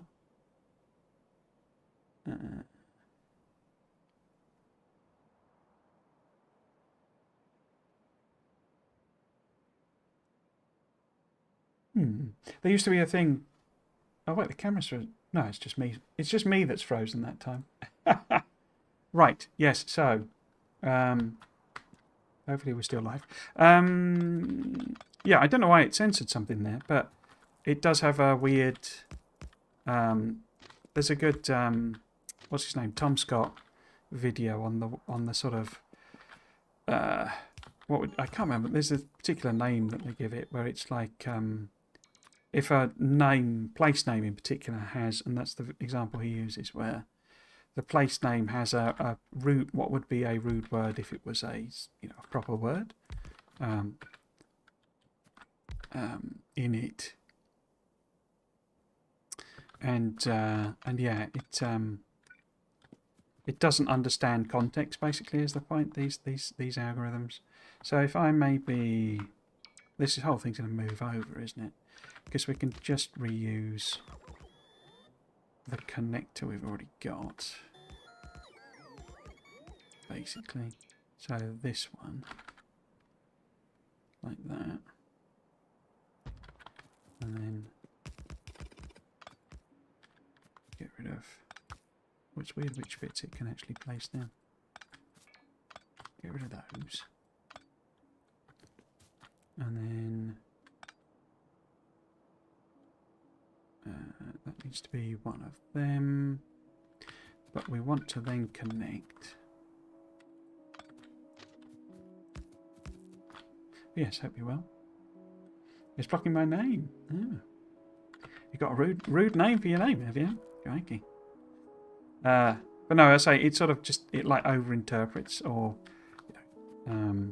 takes it to be a rude thing when it's not, sort of thing, as I'm sure you've encountered. But it always fascinates me what it actually picks up, as it were. What words or not words that are non-words or sub-words that I don't know. So there is a proper term for it.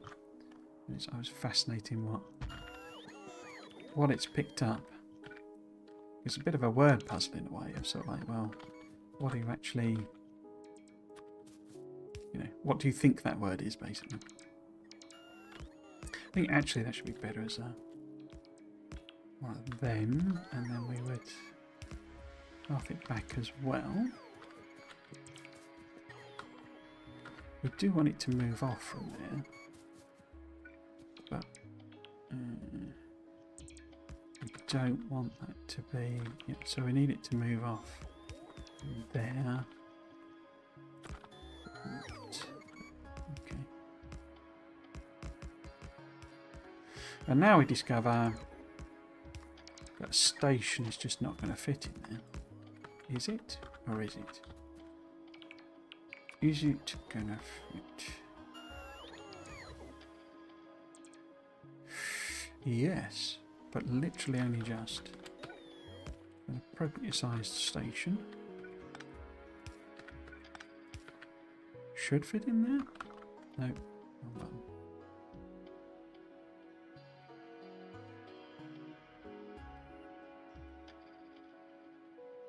Yeah, okay.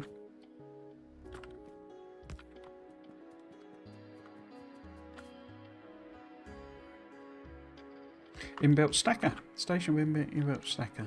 I say you may see almost the exact same design if you happen to watch my Let's Play, because I just realised I've basically recreated exactly the same thing.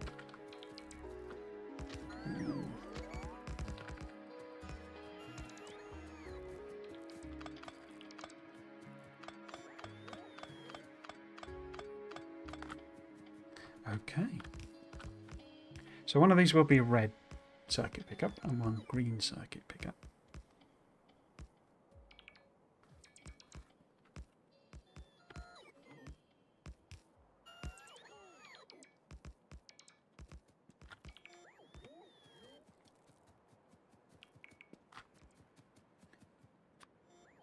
What we then need to allow room for is for trains to drop stuff off but I think we will probably just belt.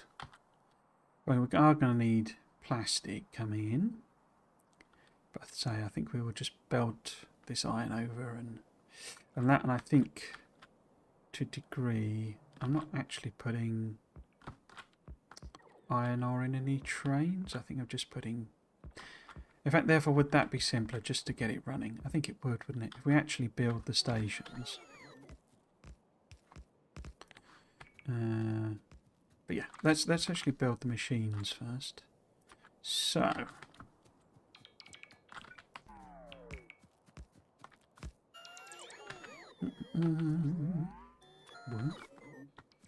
Let's see. I didn't do the. Did I do the numbers on that?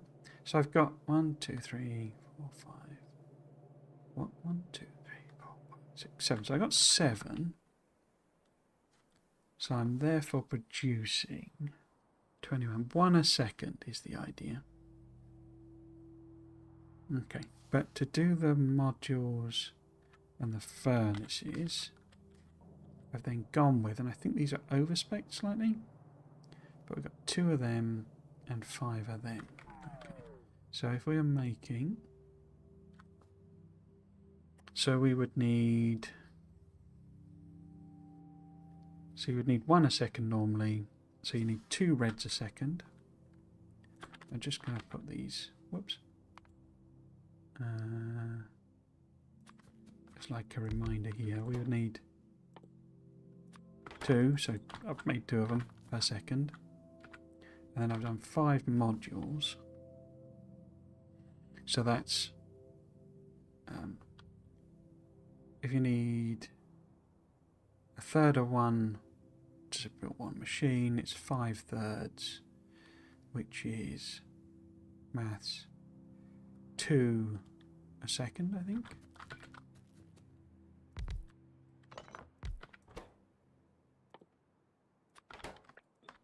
But to produce those 2 a second, I would need 12 actual machines, which would then be 24, wouldn't it? So I'd say to do 12, sorry, to do 2 a second of them.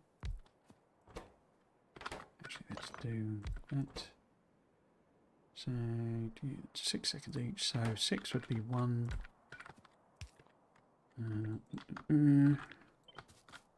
So that would be 1.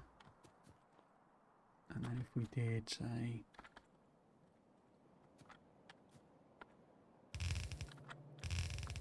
something, so that would get us enough to do the build, but then we'd probably want, you know, double that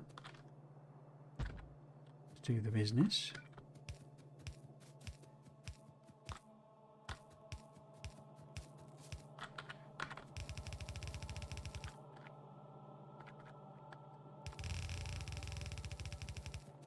And what does that then look like? We then need to supply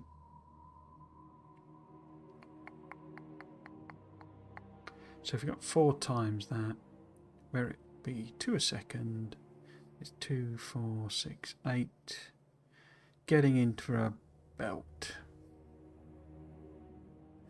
So,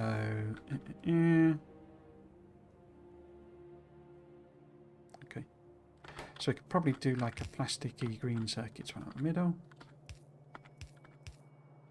And then the copper, 1 each on each side.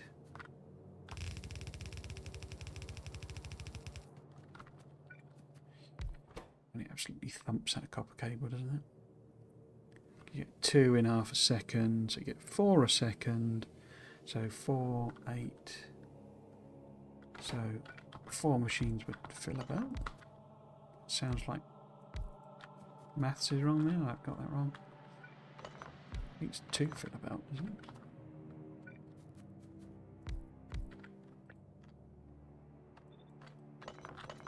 Oh, doesn't matter. It'll work itself out.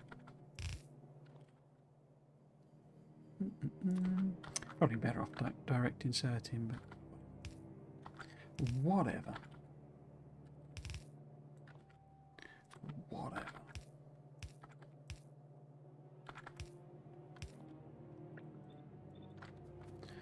So we need copper coming in, plastics and green circuits. Take that. What happened there?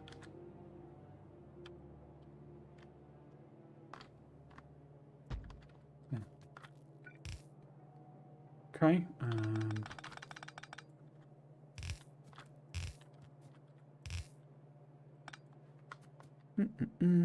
Wrong way round.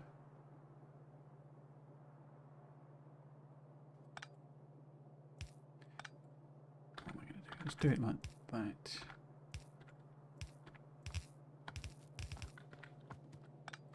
Wait, that's wrong, isn't it?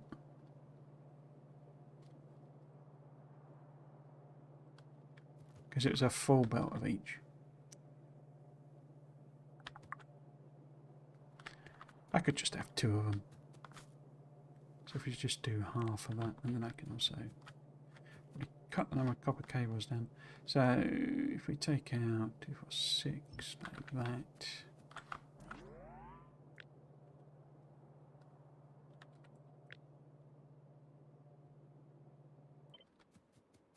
Okay, let's move that up.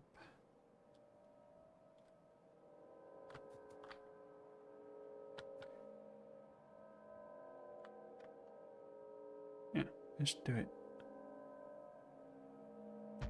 Now. Yeah.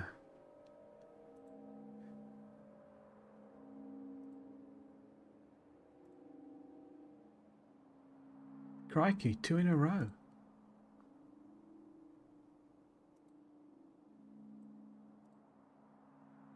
Oh, crikey, sorry. Done the bad joke. I'm sorry about that. I've not seen that for a while. Right, so a dad joke, eh? Let's have a look.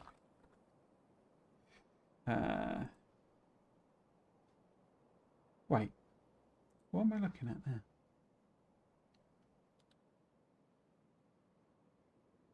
Didn't realise I streamed on YouTube as well. I was finishing up your Friday Facts 3031 speculation back. Indeed, indeed. I've started doing restream. It took me a little while to get it working, yeah. I'm not massively impressed with the interface that I'm looking at. Wait, is that another one? Crikey. We seem to have just gone bot central here. Oh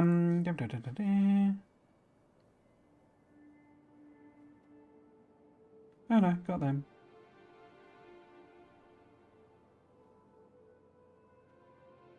I managed to ban them twice there somehow. Anyway, yes, so bad joke.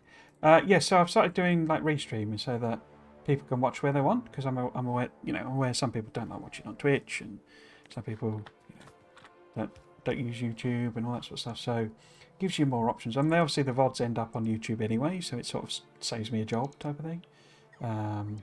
Let's have a look. So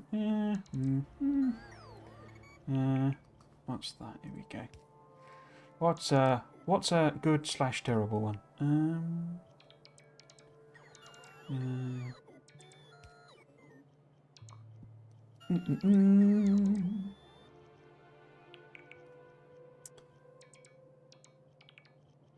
Oh, there you go. That's a particularly atrocious one. What's the easiest building to lift? What's the easiest building to lift? A lighthouse. I keep saying every time I do one of them, I keep saying I should get a button where I can press the the symbol crash or like a groan or something like that. Because when I say them, it's just like silence. I'm expecting you to laugh. That's the whole point of them. But I say it's very surreal. Just no reaction whatsoever, sort of thing. Right. Okay. So that gets us. I say that's like double the amount of copper we need, isn't it? So we need. If we're trying to make sort of well, if we ended up with how many have I got there? 2, 4, 6. 2 a second. Then that's 12 sheets, that's fine. So you end up with 8 copper cables needed per second, which is only half a belt. Yeah, so we don't need this at all. way overkill. But we will keep 2 of them. Yeah, just because of the whole speed of production thing. I guess we could stick in some prods, maybe. And then... oh, I just throw that on the floor.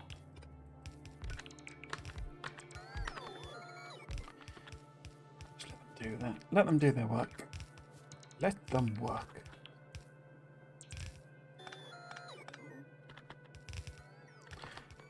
Oh, we got we got cliff explosives then. Oh, yeah, excellent.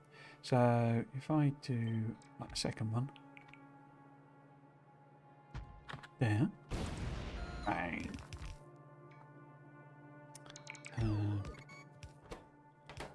Thank you, Brennan. That's very kind to humour me in that way.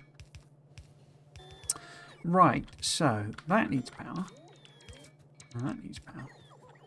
And this is all horribly inefficient, isn't it? That's fine. So I guess we need like a couple of lanes of copper. Sort of coming across, maybe.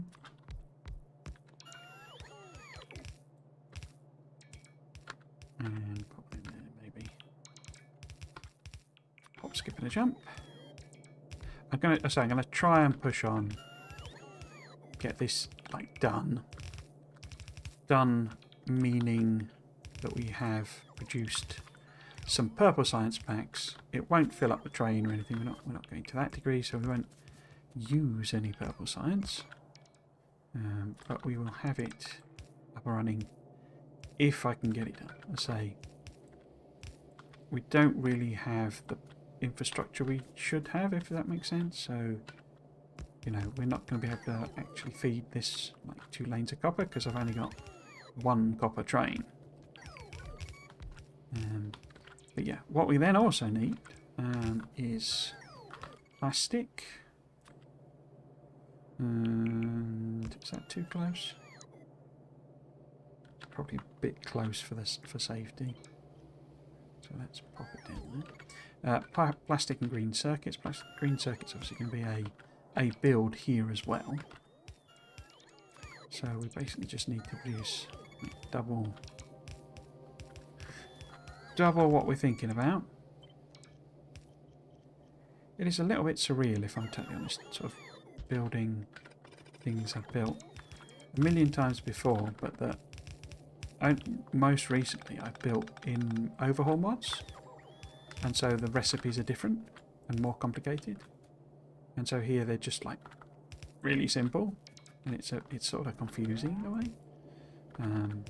It's nice, but I say it's a bit sort of like, oh right, so now I have to insert, you know, these 15 widgets together with this extra doohickey in order to... oh no, wait, sorry, no, I just have to stick some copper cable in it. It's a bit sort of, a bit strange, really. Cool. Yeah, so it doesn't really matter which is which, does it? I did have fancy pants loaders and stuff, didn't I? Yeah. Fancy pants loaders. So we then want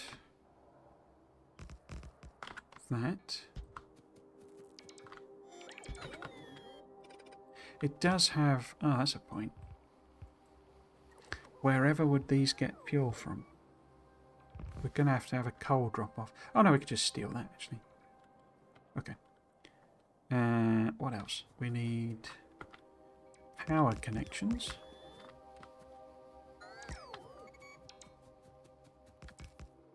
We need at least 1 radar. If we put one there, we can put one further up. Yeah, green circuits, I think. For some reason, it's not captured the lights on that. That's annoying. This is... I don't know which is going to be which, really, but it doesn't matter. We haven't got a station. Let's build a station. We're going to need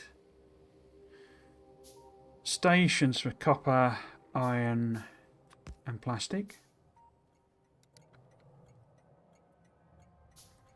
I'm not going to put stackers on any of them, anything like that. So this would end up being, I guess, do red there maybe, and then this ends up being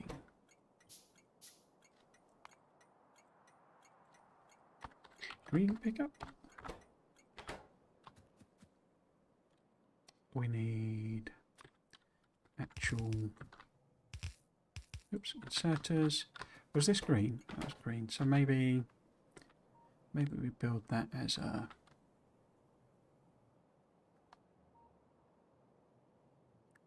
going the wrong way. 2 to 6 maybe. Let's be super optimistic, and then this as a 1 to 6. Boop.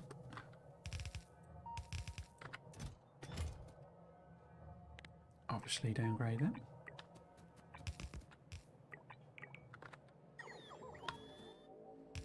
Run out of belt now.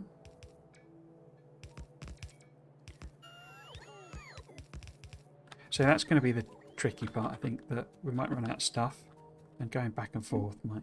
Well, we are going to run out of stuff. There's no way I've got enough rail to fill this all in.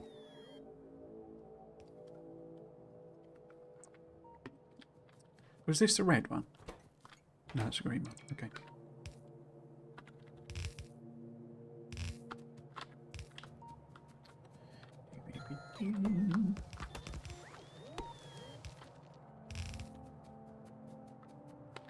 So yeah, let's turn you off for a little while.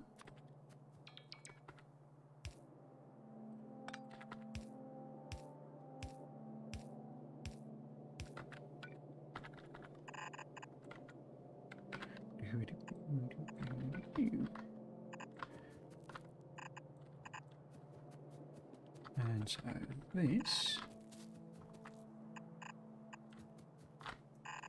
going to be that one.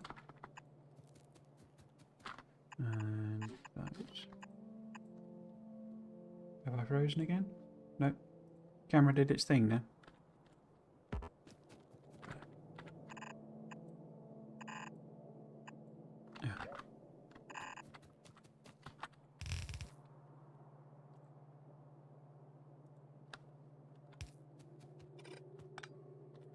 Pop that in there.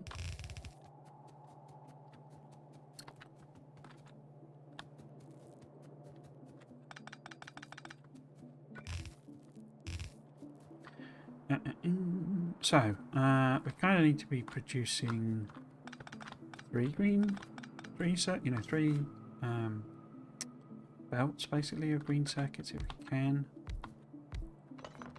I mean, getting into, as noted, sort of theoretical territories, because there's no way we're feeding this amount of material in reality. I don't know why I did that. Why did I do that? Which is... Oh, no, that is the copper, sorry. And probably we would have anything in terms of scale. At least a third belt.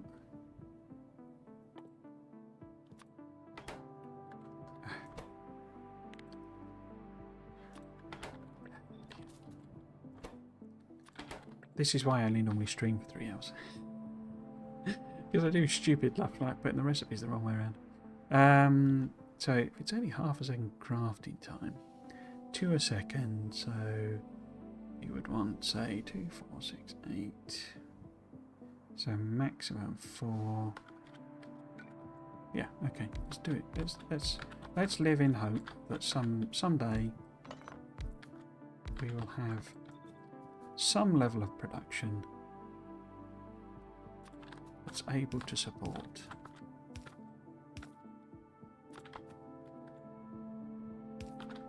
do I want to do it like that? We might, yeah, this is just for one belt, isn't it? Because that's the other question. Have we got enough power to support all this? The answer, of course, is no, we do not. Wow. Oh, hang on.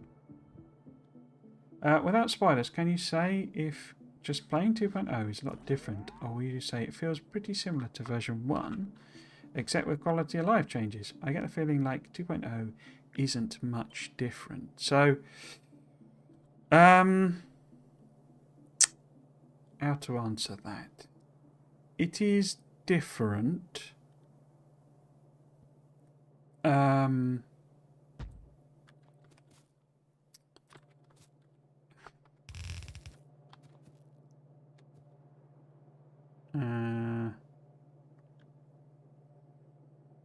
I put them too far apart, haven't I?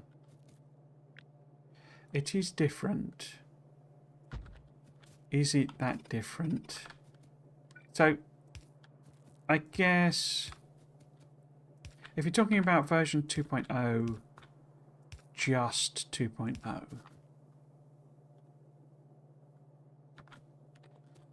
Wow, I'm doing mad things, aren't I?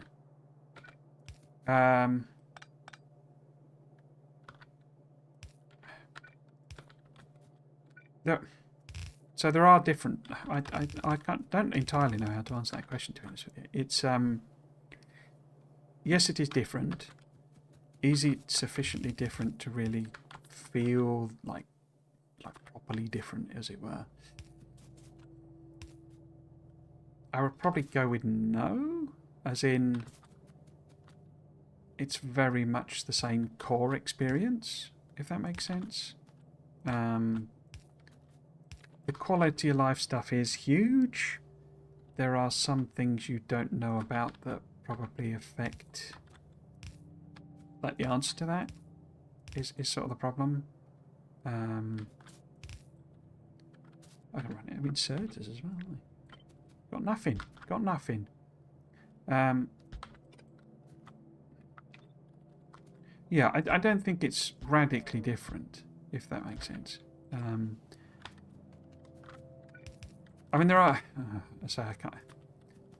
I think maybe ask me that one after again on the 14th, maybe, because it's not an easy one to actually answer. I don't think it's radically different, but there are enough changes that it is fairly different. Also, I'll be honest, I am running out of steam on this. I'm sort of struggling to use my words, as it were. Okay, so in theory, as I say, we would need like 3 of these, I think, wouldn't we? Was that what I did? Because I was talking about 2... Oh, no, it was 2 a second, wasn't it? Not actually 2 things, so that's fine. But then I needed...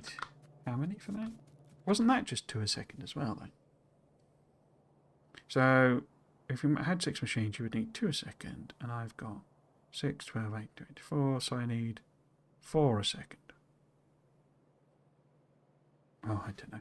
Let's just have this one here, but I will... there's enough space for me to like do a flipped over one, and then we'll also just leave enough space here in case I needed to add in. So just temporarily, so I know where it is. So something like that. So that we can build it up all in the same place, and I can think about using them and that sort of thing. So, yeah. Hopefully there's now enough room. And we can kind of just repeat this. We're going to have to do a bit of editing there, aren't we? Oh, well. That's too close. So if it's trying to kind of drop these off here, and obviously this all needs to change. That's the wrong type of one. I've not removed the wooden boxes. It had a refueling thing in it, which is actually a point. I don't have any refueling on this, do I? I think I've already made that point. Right. So this would be drop off then, wouldn't it?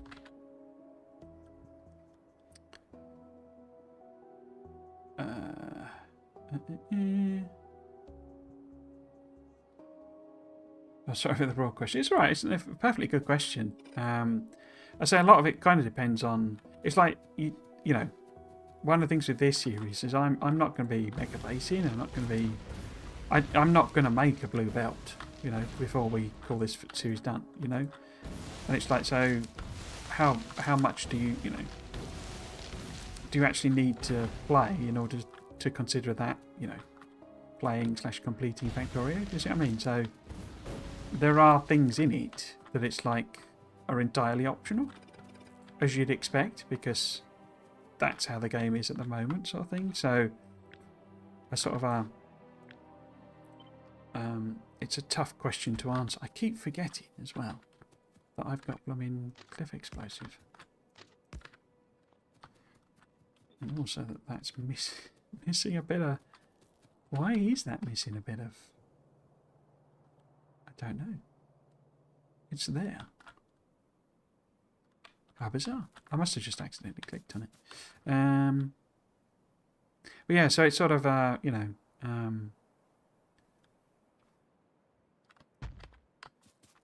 if they take out a whole system and you never play with that system, it's like if they took out circuit networks or something, and you never touch circuit networks, you wouldn't even really notice the difference. Does that see what I mean? So they could make huge changes or add some, or like quality.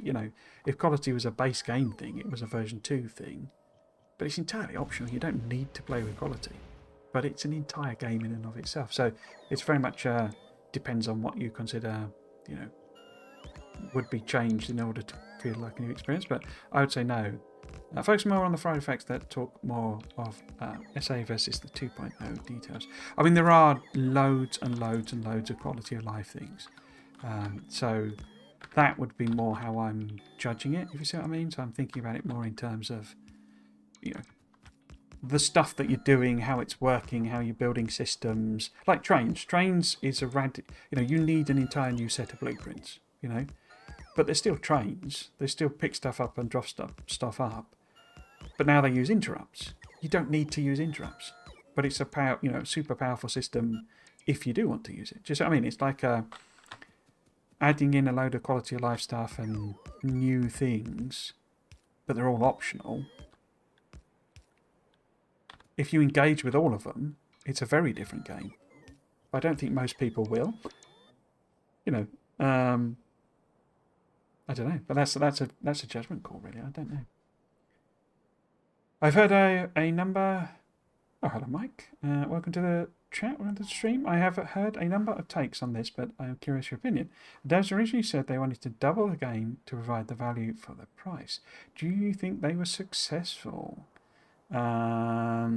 Yes, I would. I would say that there is at least double the content in the game, possibly more. But I would question an assessment on the time as being double, if that makes any sense. So it's a bit like adding, I say, because of something like quality, I think you could literally put 100 hours into quality alone and still not be happy with what you've done and want to do more. Equally, you could just not play with quality at all. And it's depends exactly how much time you want to put into it, which is perfect. I think that is a mission achieved. I think that's exactly what it should be. I'm not saying that's a bad thing. In fact, I'm saying literally the opposite. But if you look at, there are some people who don't play with modules, because they see it as magic. Basically, it's like a magic system that's been put in the game, so they just don't engage with it, they're not interested, etc., etc. So, that's a whole massive part of the game that they're not using, and I think to some extent, this is annoying, isn't it, that this is not actually in a line. Look at that, that's terrible. Oh dear, oh dear. So yeah, so I think if you engage with every single piece of content, there's probably way, way more. As I've been saying on my other streams and other videos, I think don't underestimate like the amount of time that you actually want to spend on Nauvis before going into space and doing other planets. And that's not necessarily because you have to. A lot of it's more to do with that you don't end up in a situation. So for me, bootstrapping every planet is just going to be annoying and tedious. I don't want to do that. I want to be able to deliver to every other planet basic things like belts and bots and roboports and substations and things like that. You may not feel that way. You may feel that actually, you enjoy the game more if you go to every planet and start it afresh and bootstrap it, So as I say, it's very much dependent on like your level of interest in a lot of the systems. So yeah, that's kind of where I would kind of come from. So if we maybe did, as I say, that it's like it's got plenty in it. I would absolutely 100% say that without any shadow of a doubt. Whether you engage with it will depend on whether you personally get double the amount of time out of it, if you see what I mean. Because a lot of it is optional, as I say. And trains is the best example where you obviously know that there's stuff in there where it's like, do you want to do interrupts? Do you want to play with that system? Because you don't need it. But you may think it's the most fun thing that they introduced to the game, So, yeah. I suppose what I'm literally saying in like a million words is your mileage may vary. What percentage would you say is new? Crikey. How much would I say is new? I would guess maybe. There's a lot of stuff that's been, touched, as it were. So probably 50% of it has something new or tweaked or changed or something like that, maybe. Is that fair? No, that's probably an overestimate. So maybe 25%? Don't know. Not that it really matters. Factorio is extremely underpriced, given it I have 5,000 hours in it exactly. Quality is probably my favourite single thing system addition. Second best thing for me is all the circuit network. Changes, I can't wait. Hello, Christopher Coleman. How are you doing? Welcome, welcome. Hope you're having a good day. Or evening, or time of the day. Let's just... So we've got a lot of systemic madness going on here, haven't we? Where I've built things with like 4 belts and then actually only supplied it with 1 belt and not put modules in. This is really reflecting me losing steam now out of in terms of streaming. This won't let me put the things on, will it? No. So yeah, I think we're kind of there roughly in like the build. So I think I am going to call it.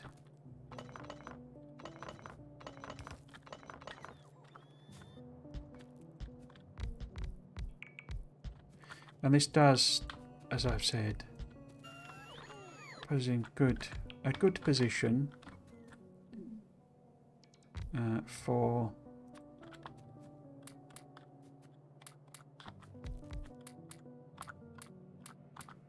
crikey, I've even run out of assembly machines.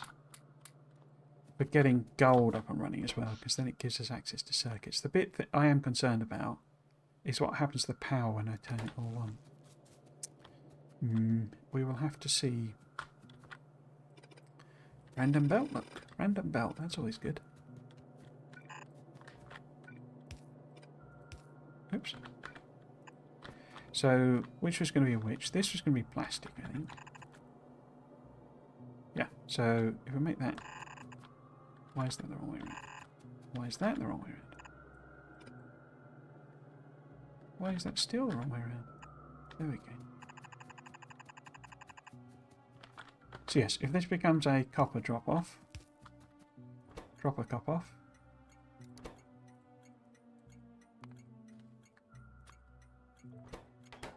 then that would be coming out of... See, I've not even got inserters. Madness. And I guess I should think about it in terms of 6-3 or something. I don't know. This build is a bit silly, really, isn't it?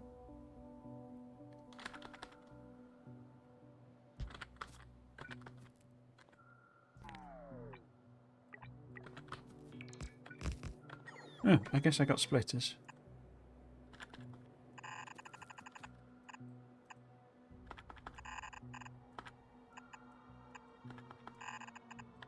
Okay, so something there. Then was that? That's going to be iron plate.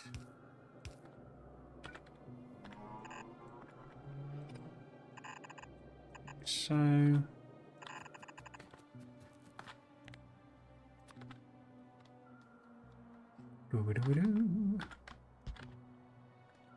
Oops.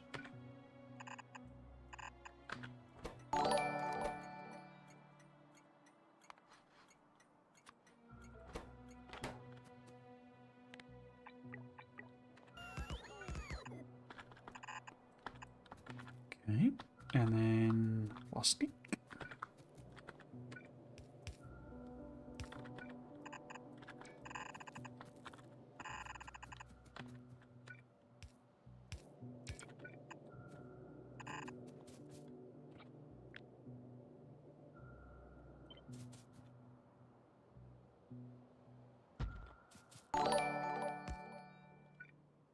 No, that's too far away. Why is that too far away? Implies I've... Oh, well, the power pole should be there anyway, shouldn't it?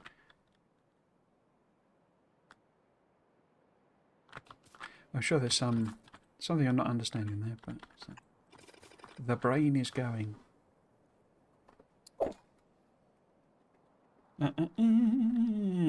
Does it feel weird to go back to version 1 after version 2? Yes.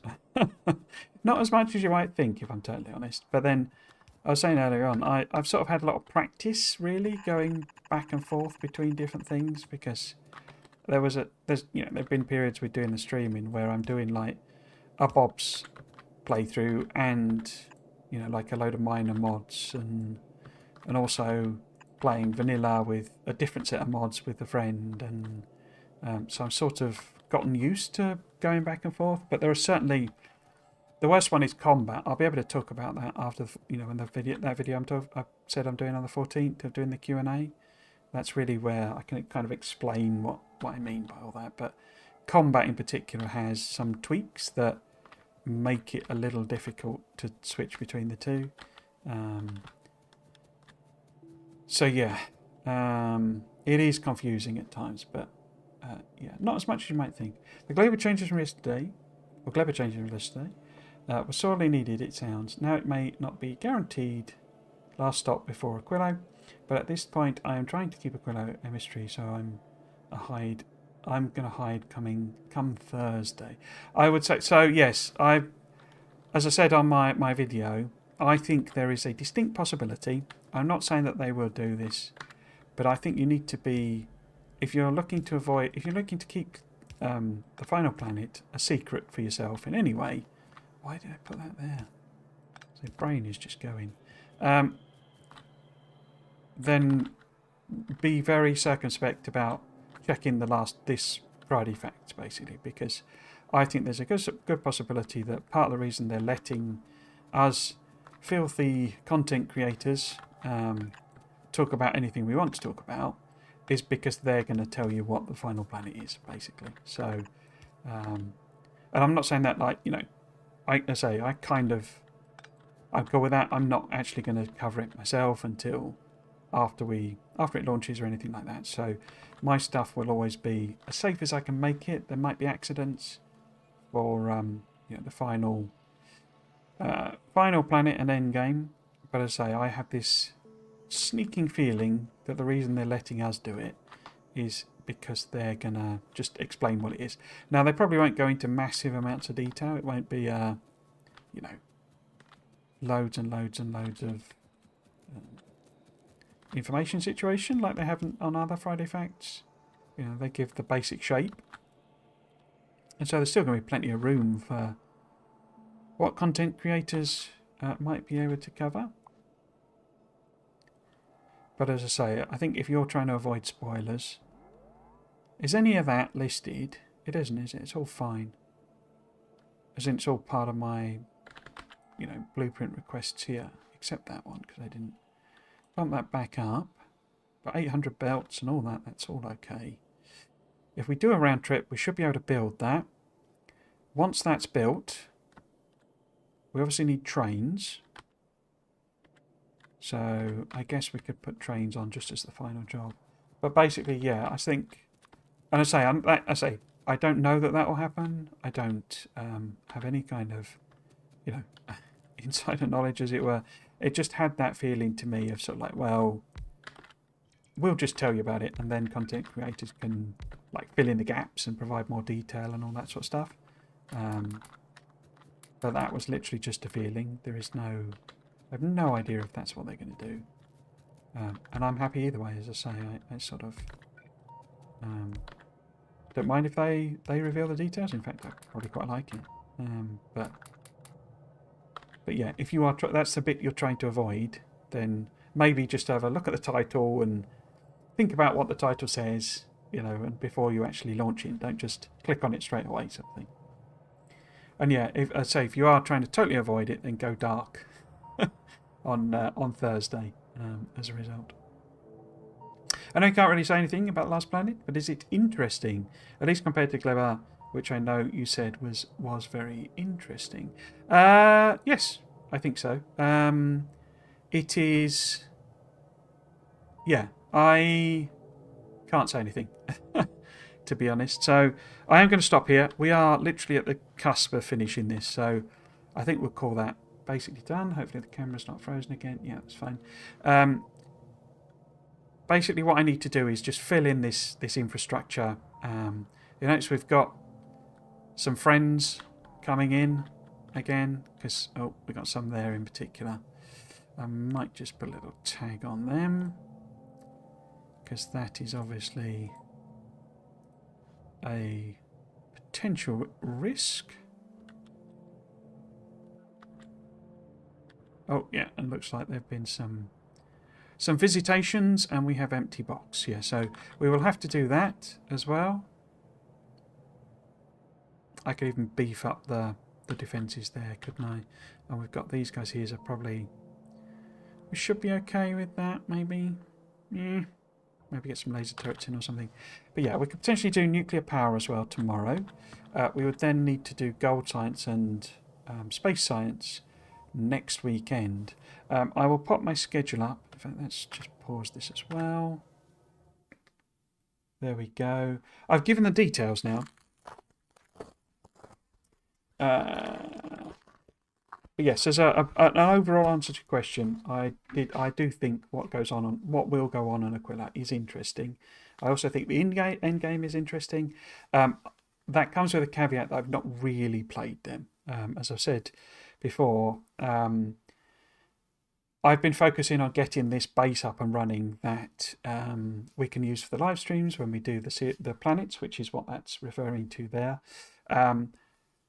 So because they did these lever changes, and there've actually been two effectively massive rounds of changes, it kind of set me back because I had to basically restart that map. So I've effectively done most of my playtime on Nalvis at this point, which is good because it would be nice to discover things in a practical, in a real sense when we start doing the streaming. That streaming will happen after the launch date, so you don't need to worry too much about spoiler stuff from me, with the exception of that Q&A video that is being referred to there. So there is a community blog post from me on my page, rather, on my YouTube page, where I've asked for questions and answers. I'm not promoting that as much now because I have there are loads of questions on there. If you wanted to add a few, then go ahead. But we are getting to a stage where the video is probably already full. There's probably not much more I can do about that. But that's why I'm also doing a live stream. And this is what this is testing, this session here, is really whether I can co-stream to both YouTube and Twitch, and therefore everyone can access it as they like. I'll be back tomorrow. As I say, we will finish off Purple properly, get those circuits up and running. Obviously, they will help a great deal with gold science. We will probably need to do a bit more infrastructure. I don't think I'm going to cheat as such at this stage, by which I mean I'm not going to do stuff off stream at the moment, but we will see where we get to by the end of tomorrow because, excuse me, as it says there, I literally have next weekend to finish this series. Obviously, if I don't, so what? It's no great shakes, but I would like to just finish it off and say a fond farewell to version 1.1 as it is, before we really start on the version 2 content and space age and all of that sort of stuff. So that video, the Q&A one, I will structure it as best as I can so that you can, if it's just a little bit that you want, say you want a bit of information on space platforms and that's it, you don't want too much detail on planets, it should be really clear from the question, the, what do you call them, chapter structure and that sort of thing, as to what what's on there. I might even make a compiled Google Docs, just because that's how I'll probably do the question, just so that you can see what the specific questions are, because the questions are quite long and I'll have to give them little titles. So I might make that available so that people can check out what questions I'm answering and the timestamps for them. It'll be I'm only going to do it fairly basically of just literally answering the questions, maybe showing some bits if I can in the actual game, but it'll be pretty much just me talking as a lot of my videos are. I'm not going to go massively heavy on the edit because there are a lot of questions. But say if you did want to add some, then do so. But I say they will probably be picked up in the live stream rather than the Q&A video. The live stream will be less safe because if I go, oh, let's just load that up or let's just look at that, and I accidentally show you something, that will just be a kind of almost in a sense at your own risk. Whereas I'll just chop that out of the video. So yeah, so I say hopefully I'll make that so that it's as accessible and easy for people to surf around as they want to. I will leave Aquilo questions, or Vinyl Planet questions, I should say, I guess, technically, until, and endgame questions. I'll take those and I'll do those in a separate video, and that will come out on the 21st, not mentioned there, obviously. So yes, so streaming tomorrow, just to finish off Purple, possibly looking at uranium and also scaling up basic production. That will then get us doing, so we'll be able to do Purple researches then, so modules and stuff like that. We will then do gold science and hopefully space science next weekend.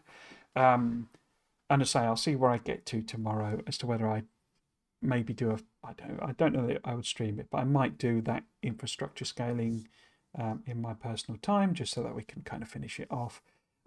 Because the final weekend, that I was expecting to have before the game launches, before the expansion launches, I will not be streaming because I will be away at a family member's birthday party.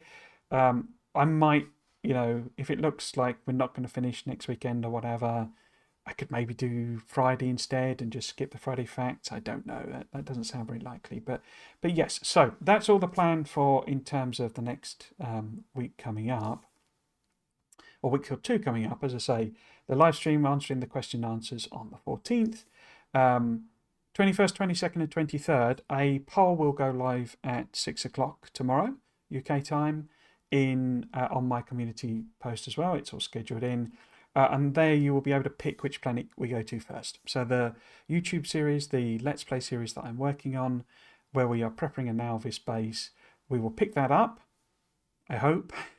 I got another one I can use if not, but we will then use that to go to the 3 planets each day. So I will set it up so that we can practically go to a planet, come back, go to a planet, come back, go to a planet, come back on those 3 days. That poll will determine the order. So the one that gets the most votes we will go to on the 21st, 22nd, 23rd. Those streams will likely be quite short because at the moment I have work commitments that mean I cannot take those days off at the moment. So that is likely to change, but they will probably just be a couple of hours or something in the evening. And so it'll be like a whistle-top tour. I can show you the tech tree and we can talk about the mechanics and I can build a little bit. Maybe go and get killed by a demolisher, that sort of thing. So they will really just be samples, and then from then onwards, live streaming will be that series, and I'll just sort of take it at my own pace. I think that's everything. Hopefully that all makes sense. I will ask you to just turn it up at the end again. Well, I hope you're doing well. I'll just check the chat. Clever. Up to the point, do you think Quello will likely be talked about next Friday Facts, and then the last Friday Facts will be the launch trailer? I suspect that might happen. I don't know. I suspect they might do, Final Planet Endgame next Friday Facts, because that's the one before the street, before content creators can make it, and therefore they get to do the announcement. They get to, in a sense, control the message and just explain what it is to people, etc., etc. But equally, they could just do some quality of life thing. They've now literally just decided they're overhauling, an entire planet, and they need to build an entire new asset. So they might well be busy with that rather than sort of gazumping content creators. Not that I think there's any malice in that. It's just it just makes a bit of sense to me that they would want to announce it, But they may well not even it might not even have occurred to them. So yes, but welcome and I'm afraid goodbye, Asky Raven. Hope you're doing well. So yes, that's it. So I say back tomorrow, more of this series, back the weekend afterwards. At some point, edited Let's Plays of that will start going live. That prep save game after the 14th. So they could come quite heavy. There could be quite a lot of those because I am doing them in quite short stints. Okay, so that's everything. I will continue to try and do streams on both platforms. I will also see if I can fix whatever it is with the camera. I really don't know what's going on with it, but I also want to switch. Part of the reason for doing it is to get the better quality. The video quality you will have seen on this Friday's one is much, much better because it's using the HDMI output. So I will be switching over to that at some point, but I wanted to do one possible disaster before the other. I guess the other thing to promote, if you're new here, you happen to have just stopped into the stream, I have a YouTube channel, if you're watching on Twitch, where I put videos every weekend of the Friday Facts, where I do a read through. I used to do a lot of speculation. This one has speculation because of reasons, but because I've already got beta access, I've played it. I've stopped speculation. It tends to be more discussion and sort of detail around those. You might, if you want more detail, if you've obviously you will have seen other content creators, other YouTubers, streamers do similar sorts of things. They tend to go more summary, whereas I go the opposite way, and I just loads of detail, loads of peripheral information to provide detail and that sort of thing.